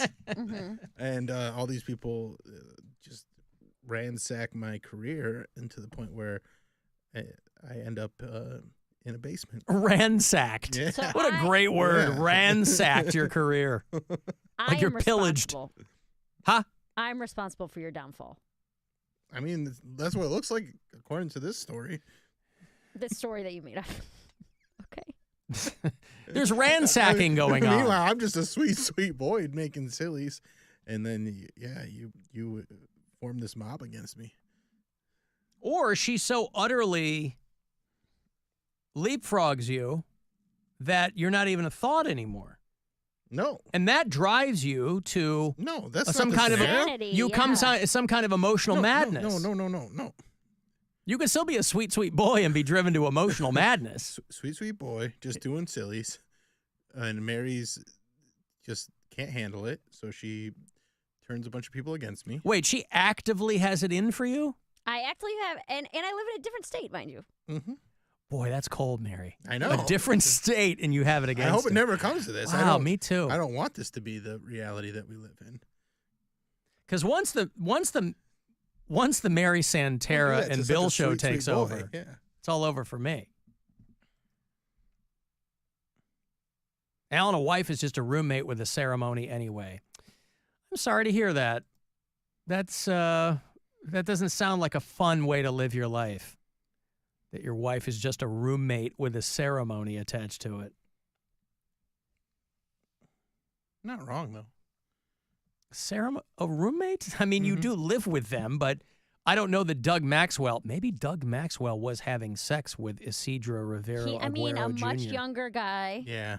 They're living together. But they were living in separate rooms in the same house. Well, yeah, you can still sleep with someone and sleep in a different bed, like have sex with them and sleep in a different bed. Old people do it all the time. So you think that there was something sexual in nature to this? Maybe. I see. I guess I didn't come to that conclusion. I thought they had an argument over like, how come you never wash the waffle iron? Standard roommate stuff. Yeah. Waffle irons. We would fight about that all the time. Though, well, you guys don't live together. If you did, you'd be fighting over the waffle iron. I have a roommate. Yeah, but you guys are never there at the same time. But I'm as the only person on the show with a roommate, yes, it's all waffle iron fights. That's literally, we can't get over it. Do you guys have a waffle iron? Yep. No, you don't. You don't know anything about me. Those are such a pain to clean. You're not messing with a waffle iron. I do have guaranteed. I put my hair in it. To get that sweet, sweet crimp? Yeah. The syrup is a substitute for hairspray. You know you don't put the syrup in the waffle iron, right? The way I do it. Wow. I'm also not going to tell you which part of my body's hair I am crimping Big with a waffle iron. league roommate stuff. That's actually why my roommate's so mad at me, because she uses it for actual waffles and I use it to crimp my body hair. Mm-hmm. Why don't you just get another waffle iron and then you can each have your own? Times are hard. We're not some 2 waffle iron household. Because, you know, a lot of body hair doesn't need to be crimped. Most of it It's does. pre-crimped. Oh, really? When you do what I do, yeah. Uh-huh. Mm-hmm. Those are for the foot picks. Yes. You have the hairy toes, and that hair needs to be crimped. Yep. Yep. You want to make it look like your toes are being shocked in a comic book. My hobbit feet. Well, all right. That guy is dead. And I don't know. Maybe one of our Charlotte listeners was a big fan of his. Again, I don't even know how you get into traffic reporting. I don't even know how that happens. The best as I can tell, it's somebody who goes, yes, I will read the traffic. Like, I don't know what skills you have to have. I don't know anything about it. I know we have traffic people. I don't know anything about them other than they tell people where they're going to have to slow down or where there's a car on fire. I don't know how that happens. Tim is in Detroit. Hello, Tim. Hello. Hi. Hi. Just wanted to call and say hi and tell you guys, I've really enjoyed listening to you over the years on streaming, on iHeart Radio, and catch you in the car once in a while, at least when I was working before I retired. I used to pick you up when I was near the east end of town. But you guys are doing a great job. Kind of reminds me of my youth when I was back there in Cleveland growing up and listening to WMMS. And comment on the DJs and what happens to them after life. One of my favorite DJs from WMMS, last I heard, a guy named Jeff Kinsbach, was on the road with his wife, and they were traveling in a camper all around the United States, kind of like what my parents did. And, I'm sure everybody has a little niche they fall into. Donna Helper was still out on the West Coast. Don't know where Kid Leo is, but I just thought it's interesting that somebody, decided that after years and years in radio, they wanted to go camping across the U.S. And I really feel bad about that DJ that you guys are talking about in the Carolinas. Well, yeah, Kinsbach and his wife were doing a podcast. They were kind of doing like their RV life podcast. You can't do that forever because you get bored with it. And then so they stopped doing it. So I don't know what the guy's doing now. I still hear him on commercials and things like that. And I don't know him. I have met him on an occasion, and he seemed like a very, very nice guy. I don't know what you do after that, though. You know what I mean? It's like one of those things where you try to, and I don't know anything about their situation at all, so it's just speculation on my part, but I think of it in terms of like, you go, oh, we're going to get an RV and travel the country because we had to sell our house. I don't know if that's the case at all, but it's like all these different things that can happen, and who knows? How did you end up in Detroit, Tim? Well, I actually worked in the credit union industry, and I got a job offer in IT to run IT for an organization up here. And back in the 80s and 90s, it still is strong. There's some great CUs around Cleveland, but there's it's a little bigger city, a little more opportunity up here at the time. Love to see. I visit my daughter in Lakewood regularly, and I really love to see how Cleveland's grown up. Still a big Browns fan. We got my late wife used to make wreaths, so we got a wreath on the front door here. Surrounded by Lions fans, and we still, post our Guardians when we can, and go Guard. I hope they do good. They're looking great. Mm-hmm. 7's the magic number. Sure is. It sure is. Okay, listen, Tim, thank you for listening, pal. Well, thank you for having me on. Thanks, Tim. There's Tim in Detroit. I kept waiting for a but. I kept waiting for the other shoe to drop with Tim, but then it seemed like he was being pretty genuine. Yeah, okay. Thank you, Tim. Hey, Catherine. Hi. Hi. Hello. Hi, Hi, Catherine. What's going on? No, a little bit of everything, just coming home from work. I just wanted to let you know that Kid Leo from WMMS lives in Vermillion, Ohio. Don't dox him. Yeah. All right. I mean, that's great. Now I know two things about him. Okay. Is he one of your neighbors? No, he's just a very good friend that we know from being in town. He is doing some DJ on his own, just here and there, just some gigs, and shows up for a lot of different parties and things at the boat ramps and on the Vermilion River, and he's doing really good, and he's living life and loving life. Yeah, good for him. Okay, thank you, Catherine. You're welcome. Have a great day. Yeah, thank you so much. This is why I want to die behind the microphone. Okay, I don't want to be walking around to boat parties and trying to find out if people remember who I was. Ugh, I don't want that. Oh, don't worry, you won't be invited. Thank you so much. Thank you. Bill's wedding party to his boat. I don't need to be invited to that. Hey, me and the lady Caroline are making it official. I'm going to smack a bottle of champagne across her ass. That's just how we get started. We're going to sail off into the sunset. Diddy accused of freak-off parties. Oh, I love the headlines for Diddy. Who cares about Diddy? Jesus, this guy, he never did. I mean, he was like a, producer, and people only knew him because of people he worked, Tupac and Biggie and whatever. Diddy. No wonder he had to do all this crap. Nobody was begging to work with him. Yeah, but he made a ton of money being a producer. Yeah, I get it. I mean, he did. Ciroc was huge, yeah. Right? Wasn't he part of that? Yes. Remember Sean John? Ciroc rolled out. It's vodka, but made from grapes. Okay, cool. Got it. I'll tell you what, though. I was looking at this. His legal team has a pretty ballsy strategy. He's already, he's assembled all these people. They've decided that and a lot of charges are leveling against him, but they have decided that whatever accusation the prosecution makes, their plan is to simply answer, but did he? did he really do that? That's what they're going to say, Mary. Mm-hmm. They're going to go, but did he? Alan, if you'll pull up the video so you can see, you'll see the face. Hey, there she is. That's what I'm looking for. Yep. You know, that vibe really does fit in with the flannel, you know, kind of a cloudy Seattle grunge thing going on. Never looking happy. I'm always happy. Yeah, you are. But did he, Mary? Did he? I don't know if he did. All right, I got to take a break. Hey, do you like your prog metal with a Swedish lilt? Well, Opeth is back on the road and coming to Cleveland. A couple of weeks. Saturday, October 12th, Opeth. Going to be at the Agora, and I'll hook you up coming back. It's the Alan Cox Show.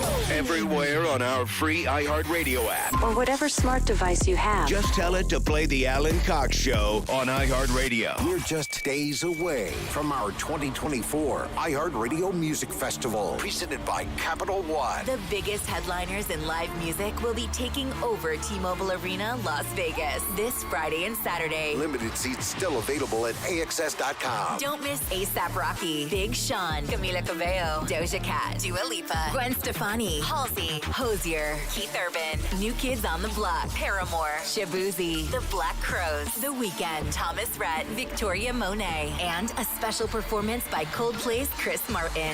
Plus, some special surprises and moments you are not going to want to miss. Our 2024 iHeart Radio Music Festival, presented by Capital One. Stream only on Hulu. And listen on iHeart Radio. This Friday and Saturday, starting at 10:30 p.m. Capital One is the proud presenting partner of the 2024 iHeart Radio Music Festival, bringing great products, rewards, and services to its customers. What's in your wallet?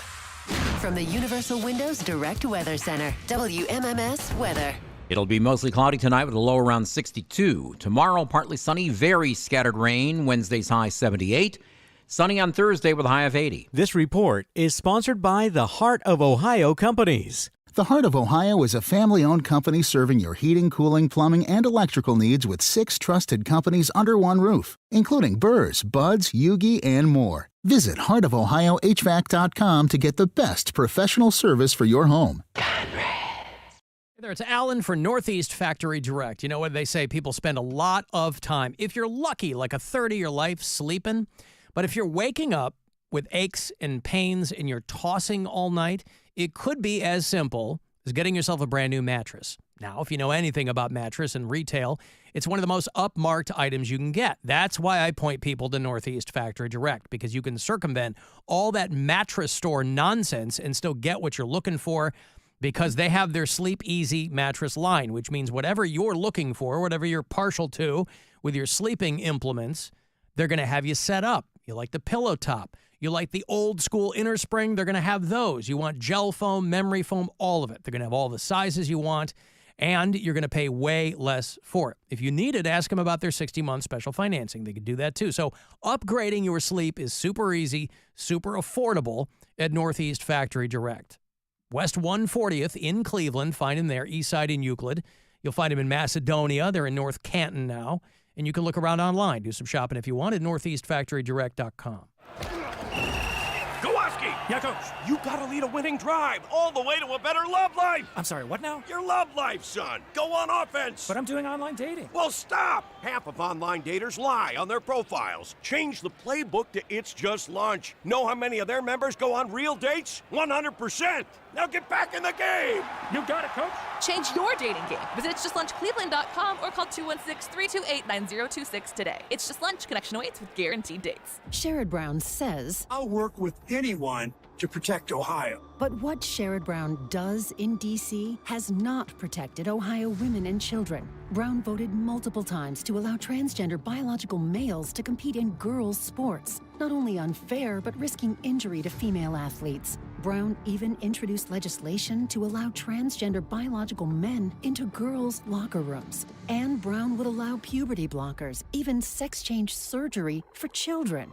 Worse, Brown introduced a law to force women's domestic violence shelters to accept transgender biological men, inflicting more trauma on abused women. So when Brown says, "I'll work with anyone to protect Ohio," Sherrod Brown is not protecting Ohio women and children. In fact, he's endangering them. Ohio deserves better. Senate Leadership Fund paid for and is responsible for the content of this advertising. Not authorized by any candidate or candidates committee. www.senateleadershipfund.org. Sarah Silverman, Postmortem Tour. I have a girlfriend who told me she's switching gears career-wise and is now a life coach. Look, I'm not saying all life coaches are crazy, but I would maybe say that crazy people are life coaches. Saturday, September 21st, State Theater at Playhouse Square. Tickets on sale now at playhousesquare.org. If you've ever tried to borrow money for rent or utilities, you know it's not easy. Until now. With Solo Funds, you can request loans on your terms to cover your rent, pay the bills, or whatever. Receiving funds takes less than 10 minutes on average, and the money is sent out immediately, even on weekends. All you need is a bank account. Join the Solo community today. Download the app or visit solofunds.com to sign up. That's solofunds.com. What if you could hear your favorite song for the first time again? Introducing the all-new, reimagined Nissan Kicks. With an available Bose Personal Plus sound system that uses speakers in the headrest to create a 360-degree listening experience. You've never heard anything like this. Reimagine your music and your drive. Experience the all-new, reimagined Nissan Kicks for yourself at nissanusa.com today.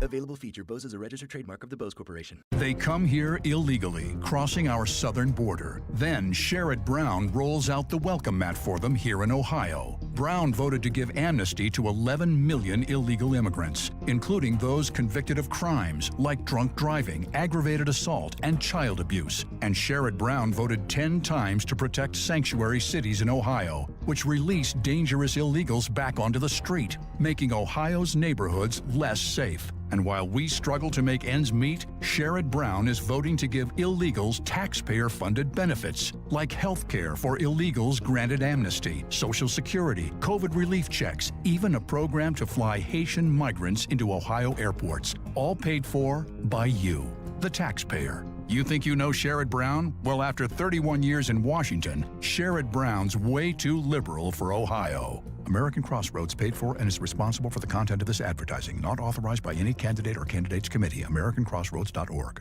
John Legend here. How do I keep my protection against COVID-19 up to date with a COVID shot this season? You can get your COVID-19 shot when getting your flu shot if you're due for both, as recommended by the CDC. Ask your healthcare provider and book at VaxAssist.com. Sponsored by Pfizer. Ken Ganley Chrysler Dodge Jeep Ram is celebrating grand opening specials at all 4 locations. Drive a new 2025 Ram 1500 Bighorn 4x4, just $249 a month. $249 during Ram Power Days at Ken Ganley Chrysler Dodge Jeep Ram, Aurora, Bedford, Mentor, and Norwalk. 36-month lease, $49.95 due at signing, 7,500 miles a year, plus tax, tag, title, and dock fee. No security deposit on approved credit. Hey, Ohio! Exciting news! Dominion Energy Ohio is now Enbridge Gas Ohio. With 175 years experience delivering reliable energy, we're pleased to welcome Dominion Energy customers to our family. While the name and look of your gas company has changed, we remain your first choice for affordable natural gas. We're happy to be part of Ohio's energy future and look forward to serving you. For more information, check your bill or visit enbridgegas.com/Ohio. Total Wireless is made to totally keep up with you.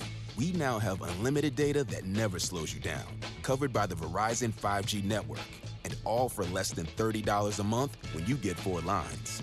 And the best part, we give you a free Samsung Galaxy A54 5G when you switch to the Total 5G Plus Unlimited plan. Visit your local Total Wireless store today. Total Wireless, we're totally with you. Actual speeds may vary by location. For data management practices, see TotalWireless.com. traffic. From the Elk and Elk Traffic Center, for an injury lawyer dedicated to every client every day, call 1-800-ELK-OHIO. The usual slowdowns, Innerbelt South, Dead Man's Curve to Prospect, 490 across the bridge westbound through that single lane of construction, the Jennings Freeway North, Harvard-Denison to the 9490 split. The accident in Bainbridge in Geauga County has been cleared, 422 east after Route 306. Jackie Roberts in the Traffic Center. This report is sponsored by Discount Drug Mart. Why is the shingles vaccine important? If you had chickenpox as a child, you're at risk for shingles, which can cause long-lasting, debilitating pain. Protect yourself with a convenient, quick, safe vaccination at Discount Drug Mart. Discount Drug Mart is your immunization destination. Wake up with football every morning and listen to my new podcast, NFL Daily, with Greg Rosenthal. 5 days a week, you get all the latest news, the best analysis delivered by the time you get your coffee. This show hits on every single game, every single week, but I can't do it alone, so I'm bringing in all the big guns from NFL Media. Subscribe today, and you'll immediately be smarter and funnier than your friends. Listen to NFL Daily with Greg Rosenthal on America's #1 podcast network, iHeart. Open your free iHeart app and search NFL Daily to start listening. His name is Alan, and he's giving stuff away. I want to go see Opeth, Swedish prog metal. Right in your ears and eyes. It's Saturday, October 12th at the Agora. AgoraCleveland.com for all the details. If you know, you know. Opeth fans are hardcore fans for those guys. And they didn't tour for a long time. So if you want to see them, call 10 and you'll be there with a pal. Call 10 216-578-1007 or 800-348-1007. We now return to something barely worth your time. Already in progress. The whole thing is f***ing pointless. The Alan Cox Show. On 100.7 WMMS.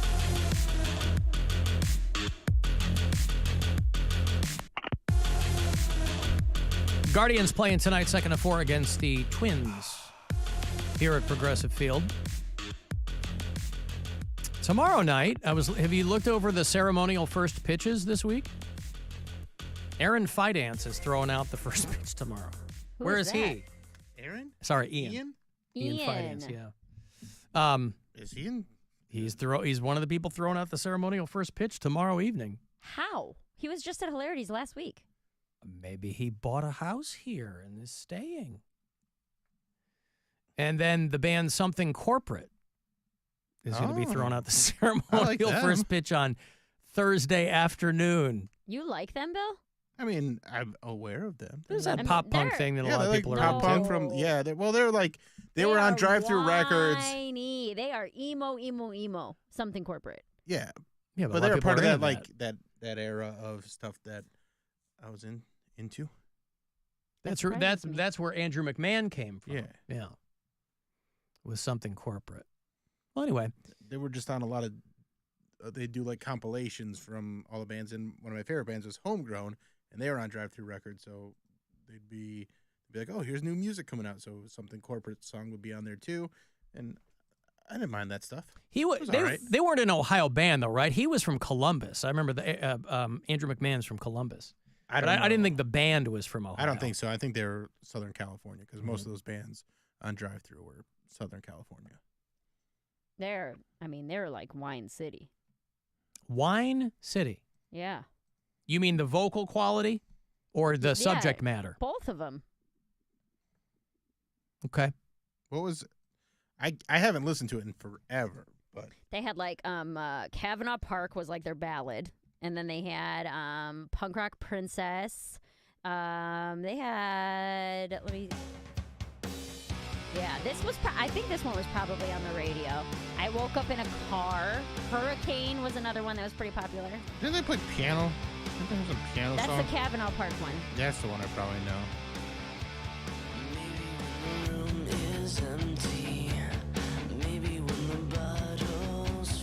Straw Dog was another one. Mm-hmm. I Woke Up in a Car. You woke up in a car. Oh, God, I remember that one. That's exactly how it right. sounds. Yeah. I remember that. Didn't listen to them very much. I remember Woke Up in a Car. Well, that's why I was like, I don't think you like Something Corporate. They are. Play Kavanaugh Park. This is their set. Kavanaugh Park, where I used to sit all alone in the dark. Let me find it. Think about things that I could not say. Why are you laughing? This is what your generation is into. I love it. Here's I okay. love something Here's corporate. the song I want you to was play. Very surprised. If that You Bill See would Jordan like is the this. song I know. Yeah. That's the one I know. That's another slow one. Kavanaugh Park. This is so I nice. used to sit all alone in the dark. Yeah, but I'm like a piano guy. Like I love a He likes piano. piano. This is like Ben one of the. When Folds. I think of emo music, this is like one of the first bands that comes to mind for me. If You See Jordan is the one Dashboard that I knew. Confessional. What is that? If You See Jordan. If you see Jim Jordan. But no, not Jim Jordan. Cover your. But I remember this one does have a swears in it later in the song. Bitter anthem for everyone to hear about this kid who just. Yeah, no thanks. I rocked with that song. I didn't go deep with them, but like I definitely went to shows that they were on, but I was there to probably see other bands. But I don't mind that song If You See Jordan. They are doing the House of Blues on Thursday night. So that's when they. Who's on the show with them? Why they will be doing the first pitch there. Their Out of Office tour. I don't know who's with them. Don't know about that. I feel like we gave away tickets a while ago. Something corporate Out of Office tour. Don't know. Oh, Alistair? Yes. Okay. Alistair. That's the band I know. That's it? Alistair is like I would go see them all over the place. And my friend I've never even heard of Neither have I. Alistair. they're a Chicago band. They are Nevertheless. they were not very popular. No, I'd I never heard of understand that, them. But Alistair, okay, that's Thursday? Yes. And I got stuff to do Thursday, but I kind of want to go see Alistair for a little bit. Yeah, The you opener, figure it I out. could probably figure that out. I wonder if my friends got tickets. In 1998, Alistair became one of the first bands to sign to Drive Thru Records. Boy, I'd never heard of them. I've never heard of that either. I mean, maybe I'll know one or two of their songs if Alistair's songs. Hey, Joe. Hey, how you guys doing What's going on, Joe? How are you? Hey, I must have the worst timing because every time I call in to make a comment, you go to commercial break and then you change the subject. But anyhow, that's no big deal. Hey, I love your shows, guys. Thank you, Joe. Anyhow, Bill, you're crazy ass funny. Maybe I shouldn't say ass. Sorry. That's But all right. You're You can crazy say it. funny. You, I'm a sweet boy, but you can be a bad boy. Let's say sweet, Say crazy ass. Yeah. This one's for Mary. Mary, don't take up a singing career, please. I heard you just singing a little bit I'm the ago. best singer that's that was ever not- existed. Yes. You guys. When was Mary singing? Kavanaugh Park. It's to sit all alone. It's not any worse than the dude actually singing. Yeah. Yes. Oh, okay then. So anyhow, yeah, I'm a avid Indians, the Guardians fan. I listen to him all the time. Love Tom Hamilton on the show. You know, he's a comedian too, by the by. If you ever listen to him. Oh, he's hilarious. And, He's hilarious. No, isn't he? Yeah. He corrects me. I got to do an interview with him that never. I don't know if it ever got aired anywhere, but it was back the year they sent me solo to training camp. I sat down with Tom Hamilton and got to have a one-on-one with him, and it's one of the best things that I ever got to do, even though it never got played anywhere.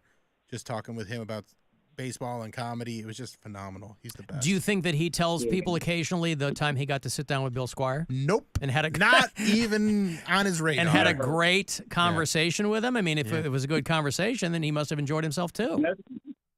Never a tick or no word or nothing about it. But anyhow, what I do, Mary, you said your boyfriend Brian, he's been working out and stuff, and you know what I do every time, like the Indians would, the Guardians would score a point. What? I'd get on my bench and I'd do 20 push-ups for every time they scored.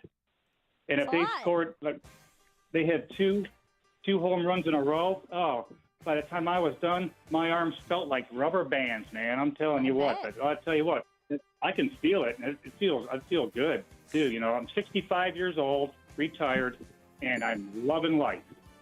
So that's all I got to say. You guys keep on rocking, okay? Thank you, Joe. I appreciate the call, pal. There's Joe. All right.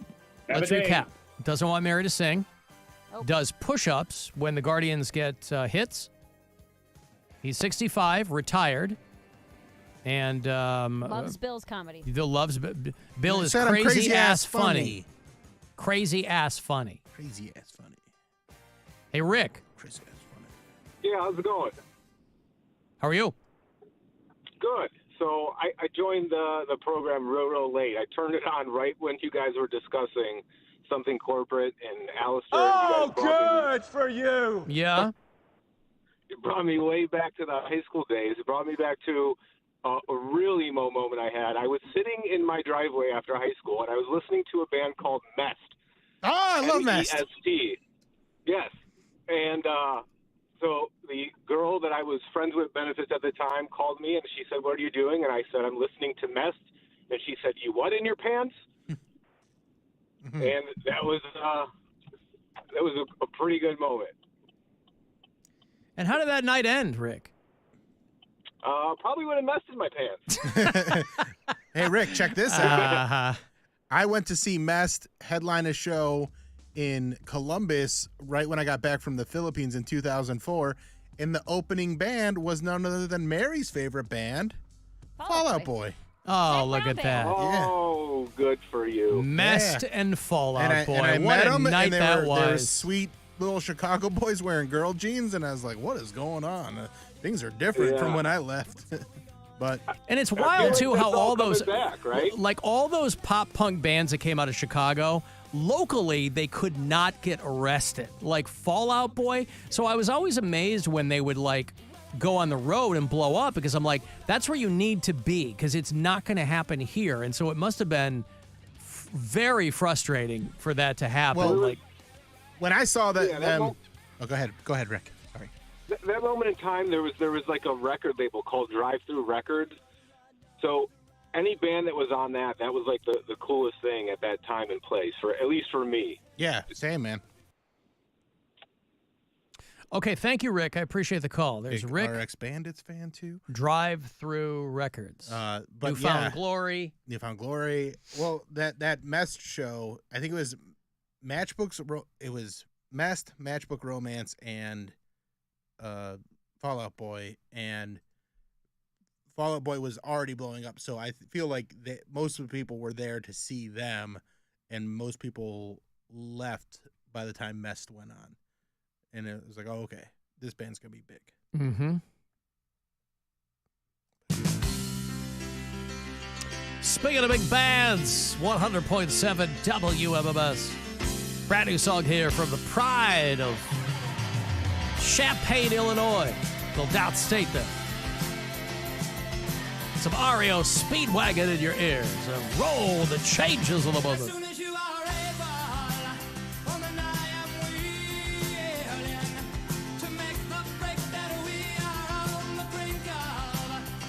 There's another one of these bands that couldn't, they didn't tour for a long time, and then they went out, and, they're doing rib fests and things like that, but they're also doing big venues. And if you liked REO Speedwagon, you liked them, they had a whole bunch of hits. They had some massive albums. They had some good live stuff. And they're calling it quits. They said, we are done at the end of the year. They were excited to be touring. They're still in pretty good shape. Kevin Cronin looks good. He's the singer. And he and the bass player, this guy Bruce Hall, I think they might be the only two guys left from the very early days. These guys will go back to the 70s. And I don't know if Kevin Cronin I don't know that he was the original singer. So there may technically be nobody original left in REO Speedwagon, but these guys have been there since almost the very beginning. And then their bass player was like, well, I got to have back surgery. And so he had back surgery. And then he wanted to return to the band. And they were like, no, because we don't know that you're going to be able to do it. And then Kevin Cronin, who's the front man, he started having health problems. And so they had to cancel some shows. And so I don't know if these guys have just decided that they're too old to do it anymore. But the singer and the bass player, they said they're breaking up the band because of irreconcilable differences, that the two of them can't get along and they can't figure out how to stay on the road. And so they're not even going to do like the remainder of a farewell tour or whatever it is. They're going out there with Train. You know that band Train? Yeah. I like Train. Of course you do. You're a white girl. But yeah, Train's good. So REO Speedwagon has basically abruptly said, we're done. We're not doing this anymore. I mean, they've made their money, I guess. See, I remember back in the day, there was a band that went by REO Speed Dealer, and they got in a lot of trouble with REO Speedwagon. And I loved REO Speed Dealer. I liked the vibe that they were putting out. They were a band out of Texas. And they were just doing what they wanted to do. Doing some fast songs. And REO Speedwagon said, you're confusing people. And they're like, that can't possibly be true. And then I think they changed the name to Speed Dealer. But I think somewhere along the line, they were doing shows and they were like old dudes in REO Speedwagon t-shirts thinking that I'm like, how does that happen? How do you go and buy tickets and you don't know who the band is? You got to look at this is back in, where you're looking at the ticket. Say what? Is there any chance that they are going to reform in a more modern way because wagon's not like a real popular term anymore? Maybe they'll be REO Speed Crossover SUV. Mary, your thoughts? REO Speed Crossover SUV, Mary. I just have 33 minutes that I have to get through. And then you're off to Gotham. I'm off to Gotham. Oh, you got to take a desk nap or no? Hey, if anybody goes to that show, make sure Mary doesn't steal my crossover SUV joke. Yeah, your REO Speedwagon joke. Yeah. In 2024, I think I'll be all right. No, I It's gotta go topical. to They just broke up, Mary. Oh, okay, you're right. Talk about the news of the day. That's right. I'll try my As best not to timely steal it. as today's headlines. Yep. I have to go to Target first. Oh, pardon I wore me. Must be nylons nice. today. I wore nylons today, and apparently they are the cheapest pair of nylons that have ever existed because when I left my house, there were 0 holes in them, and now they are completely covered in runners and holes. Well, but you got that whole grunge vibe going on, too. That will fit in 'cause I thought about that. perfectly. I was like, it might look okay, and then, no, it doesn't look okay. So I already ordered some online that I'm going to pick up on my way to the show. All right. Is there a Target there in... There's like 40 Targets here. Oh, yeah? Well, no, I know by where you live there is, but... They're everywhere. They're not like the Targets at home, though. They have like 7 things. I was going to say, they're like a campus Target. Yeah, They're in a real small space. There's Yes. 2 floors, and they have like just the basics. There's no groceries. Right. There's very few like home and kitchen appliances. Like you can't go there and buy like a vacuum cleaner. They have like a very, very small women's section, men's section, kids section for clothes. It's like a glorified convenience store. It's a glorified CVS. Like it's a CVS with clothes. That's what they have. I mean, I buy my clothes already at CVS, so I'm not quite sure what you're implying, but What clothes are you buying at CVS? that's where I buy all my socks and my underwear. Yeah? I prefer CVS brand underwear. What type of underwear? CVS No. brand. What type? Boxer, brief, CVS thong? brand. Is this not? CVS brand is the fit? Yes. Okay. No, they're boxer briefs. Oh, that's what I was asking. And there's no opening in them. They're all one piece of fabric. Like a tube top. Yes. So, some guys like to pull out through the slot. I got to pull it up and over because it's one piece of fabric. So, yeah, CVS boxer briefs are the way to go. A lot of people don't even know that's a thing. Nobody knows. You're telling everybody. They're in the same aisle as the Doritos. That's how I find them. Are you sure you're not just using a One-stop Doritos bag? I look to one side and I go, man, I'm going to mess up these boxer briefs. And then I grab a big pack of Doritos. There's a lot of amazing things at CVS. So I will not allow anyone to speak unkindly about CVS, because not only do I exclusively get my boxer briefs there and my socks, I get a lot of other things there too. Your confidence? Nope. Oh, where's Don't that get come my from? confidence. I don't know. I think it might be something you're born with, or you kind of have to develop a patina as you're younger and you grow into adulthood. It's just kind of a vibe you might have about yourself. But the consumer value stores are the only place that I will purchase my under things, Mary, since you asked. It's good to know. Yeah. I mean, Christmas is coming up. I got to take a break.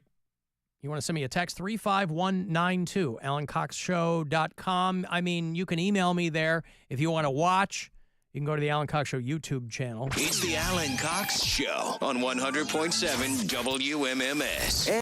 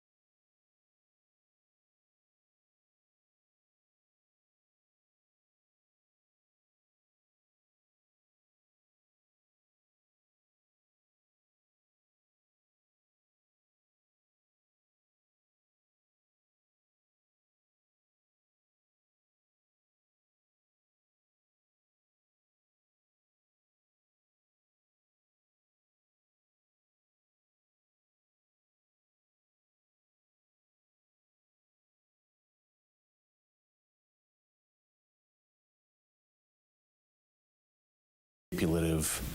Who are you? Call the Alan Cox Show. 216-578-1007 or 1-800-348-1007.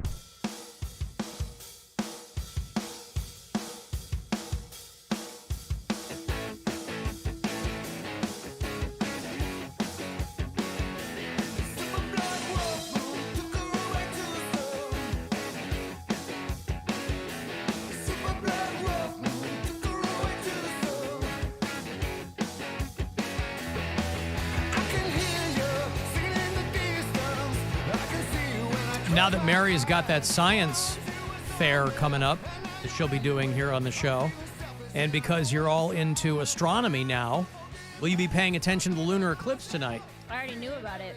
I know you knew about it. Will you be in a position to pay attention to it? I don't know how cloudy it's going to be here, but I can try. This is the super harvest blood moon. They call it a celestial trifecta. 3 cosmic events, write this down, 3 cosmic events will occur at the same time during the full moon. Now, the moon last night was massive. It's supposed to be cloudy all day today and then rainy and cloudy all day tomorrow. Excuses, excuses, excuses. Looks like you gotta get in your car and go find that excuses. lunar eclipse. I don't have to do anything. Wow. She really doesn't. That's the amazing thing. She doesn't. It's called being She's American. independently wealthy. There was, pardon me. Oh, God, how embarrassing. It is. But not for the reasons I think. The harvest moon, this is how you know you're ushering in the autumnal equinox. And these super moons, they're not super rare. I mean, they happen a few times a year. But all 3 things taking place at the same time are quite rare. So people who are in the astronomy or astrophysicist community, they've got full moon boners. Wasn't that the name of a Tom Petty album? Full Moon Boner. And that's tonight. That was an import. I'm sorry? It was an import, I believe. It was very important to me. The best times, obviously, to view will depend on your location, but it's going to peak tonight at about 11:45. So if you are in Northeast Ohio, if you are within the sound of my voice. Now, of course, during the solar eclipse, which we were all amazingly treated to here in Cleveland, a lot of us saw it right there at Progressive Field. Solar eclipse, you have to wear the special glasses. My glasses. My glasses. The lunar eclipse, check this out. Are you writing this down? You don't need eye protection. Whoa. Now, I wear it just to be safe. I also get that from CVS. I get my socks, my underwear, and my astronomy eye protection from CVS. Because that's just the reflected light. But I don't want to take any chances. You only get one set of eyes, Mary. Not true. And you need I only get one set of eyes. I'm not independently wealthy like you are. I'm so wealthy. Now, if you miss the eclipse and the supermoon tonight, you're in luck. Because the next one is October the 8th, 2033. There's simply no way to know how many more years that is. That's 9 more years, isn't it? It's 15 years. Your math is off. I feel like it's 9 years. You're not good at math, though. So 2024 to 2033? 15 years. That feels like it's 9 years. No. No way to know, though. I'm inclined to believe her just because I don't know anything about math, but it feels like I'm right in this. 2024, October 8th, 2033. 2024, carry the 6. I'm going to say it's 9 years, right? Because 2034, Mary, would be 10 years. Fake news. And then I would subtract 1 to make it 2033, and that would be... I don't get my math from the liberal media. Right. Damn liberals. By the way, today is National Voter Registration Day. That bears mentioning to you that it is. You know, a lot of people go, and I've said it a billion times. I've said, I'm not telling you who to vote for. Just get yourself registered. Well, I'm telling you who to vote for. If you love all the extreme right-wing nonsense, feel free to move to another country. Because the stuff you love is already in other countries. We already have countries like that you love. Name one. You love Putin, go to Russia. You've read about these people who leave here and move to Russia. We were tired of woke American policies. We moved to Russia. And then they go, oh, my God. Oh, this is what Russia is. Yeah. Some of you want the American Taliban. Move to Afghanistan. They already have it. You don't worry about voting here. If you think Haitians are eating cats because a lady on Facebook said so, please don't vote. You're a child. Let the adults handle things. Let us take it from here. You dope. They got Mike DeWine sending stadies into Springfield, Ohio, because people think people are eating cats. Pretty soon you have to send the National Guard. That'll be fun. I'm sure that makes the Haitian community feel like they're back in Port-au-Prince. Got to make them feel great. You know, John Legend is a native of Springfield, Ohio. The great John Legend. That's his hometown. He's an EGOT winner. So you know you can believe him when he talks. I was surprised that he didn't come out sooner and say, what the F are you people talking about? But it took him a minute. But then it was pretty boilerplate when he did. I thought maybe he'd have like I thought maybe he'd do like a charity song or something. But he did a video. He goes, nobody's eating cats and dogs. Even the woman who started spreading it on Facebook was like, yeah, I feel bad about this. Because now, like, it's a perfect example of people who just don't care about anything until it affects them directly. Because this woman who I know J.D. Vance said he made it up too, but there were a lot of cooks in the kitchen on this dumb thing.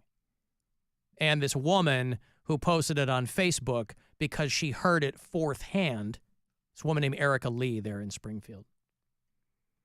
She's like, oh, it says, now I'm worried for my daughter's safety. So now I'm concerned. She's like, it was on Facebook, so I figured it was true. Like, Facebook is a week old. You know, if like you're brand new to Facebook and you don't know how all that stuff works, I could understand that. It's been around a long time. This is something that I have had to, there's people in my family still where I have to be like, if you see something on Facebook or social media, before you start sending it to people, please take 1 minute and just search this story, because there's a thing about one of the kids. They're like, oh, they had to rewrite the whole season 5 of Stranger Things because one of the actors transitioned. And I was like, it takes 1 minute, less than that, to just search that on Google and see, like, that is not true. But especially since they have a transgender family member. Yeah. So this woman there who was, obviously, everybody involved in this, from J.D. Vance to this woman, have had to say, well, this is all made up. But at that point, it doesn't matter. It doesn't really matter if it's made up. We all knew it was made up. But this woman's like, well, I can't be racist because I'm bisexual. What? And my daughter is biracial. I don't understand this idea that if you're gay, you can't be racist. There's plenty of minority groups who really don't like other minority groups. Oh, yeah. So I can't be racist. My daughter's bisexual. Or sorry, biracial. She's bisexual. The daughter's bisexual. You didn't choose to be gay, but you do choose to be racist. So I don't understand what the connective tissue is there. They're like, oh, the woman, the Facebook lady, she's like, oh, well, people were talking about they were walking around carrying ducks and geese. And I'm like, try grabbing a live goose. Just try. Try getting near a goose. Good luck with that. You ever been within 100 yards of a goose? You got to run for your life if that thing clocks you. Yes. So ain't nobody chasing down a goose to take it home for Christmas dinner. Anyway, a very circuitous way to remind you to register to vote because of all this dumb crap. They're like still getting bomb threats at schools and stuff in Springfield, Ohio. The mayor was doing all the Sunday morning news shows, that guy Rob Rue. Because of the spread of concern with the bomb threats that we had, we're in pain right now with what's going on with those. We've had an influx of immigrants come into our community, which has increased our population by 20 to 25%. And that's going to put a strain on any infrastructure in any city. And within that has caused a culture clash and some difficulties that we're trying to wrap our arms around and to be responsible city leaders. Oh, and Mayor, Donald Trump said today he may come to Springfield. Would you want him there? I think that could be difficult, a very difficult visit for Springfield. So the mayor's going, yes, we've had a lot of issues. We had a big influx of Haitian immigrants who came here to work. And so, yeah, there's a lot of challenges that come with that. And we don't need this, something that's been thoroughly debunked, patently false. We don't need this on top of everything else. So, yeah, taking a couple extra seconds to go, hey, is this a real thing? No? Okay. I mean, again, Trump is so utterly desperate for something that he can distract from what Kamala Harris is doing in the polls, at rallies, in the debate. I mean, from a political standpoint, I fully understand it. You're going to grab at anything possible. And once people start going, yeah, it's made up, they don't care. He does not care. So I don't know if he's actually going to go do a rally in Springfield, but the mayor is like, yeah, that, I don't know if that's going to be great for us. A little nervous with that. Hey, Stephanie. Hey, Alan, how are you? Hi, what's going on? So I'm calling to educate you about CVS. Ooh. You may like getting your socks and underwear from there, but they're a little bit deceiving, and I'm waiting for that good for you. But did you realize that CVS owns Aetna Insurance? Yeah, I did. Everybody's trying to get into retail. Everybody in retail now is trying to get into the insurance game. Right, but they tell the Aetna Insurance people that pay for their insurance, they can only get their prescriptions at CVS, which is deceiving because they're double dipping. You're paying for your Aetna insurance, which CVS is making the money from, plus you're telling patients that they only can get their insurance at CVS, so they're really double dipping. Yeah, but Stephanie, that's what modern retail is. I mean, that's why Amazon is trying to get into. Amazon is getting into health insurance and prescriptions and all this stuff. They want to double and triple dip. CVS is not an outlier in this. I mean, we've got CVS and Aetna and all that, I think, here at this company. So they're not an outlier in that. But you do not have to get your prescriptions at CVS.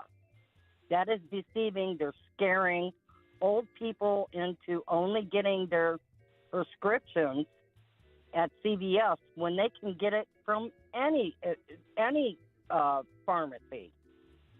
Well, now they know because you've told them. I mean, I don't have any prescriptions, so I don't have to. I know this when I have to get my mother.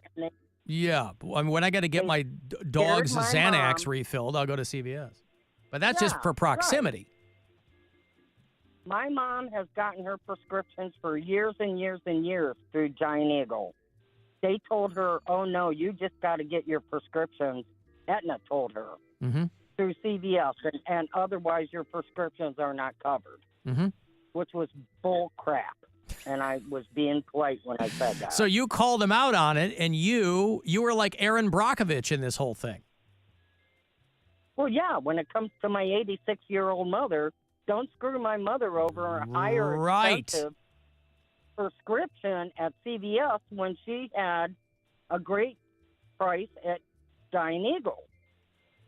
And she's not the only one. All these older people that have no understanding of insurance, and I work in the medical field, they're given BS to, and they're getting scared and going to CVS to get their prescriptions, and their prescriptions are much higher than typical any other places, and they're double dipping.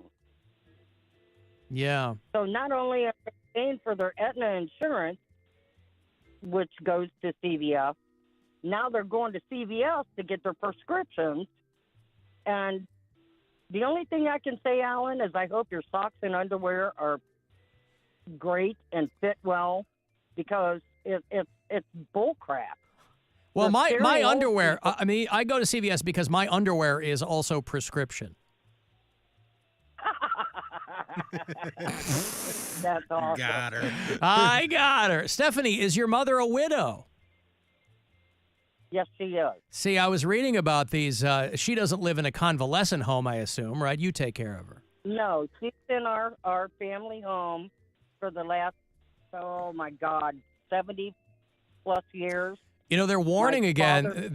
They're warning again about the explosions of STDs in the elderly community. Obviously, that's why I asked, because people 60 and older, they're not using condoms, and they're up to their necks in P and V because they're living in these communities, and science is keeping them hornier for longer, and all this kind of stuff. But you don't have to worry about that with your dear mother.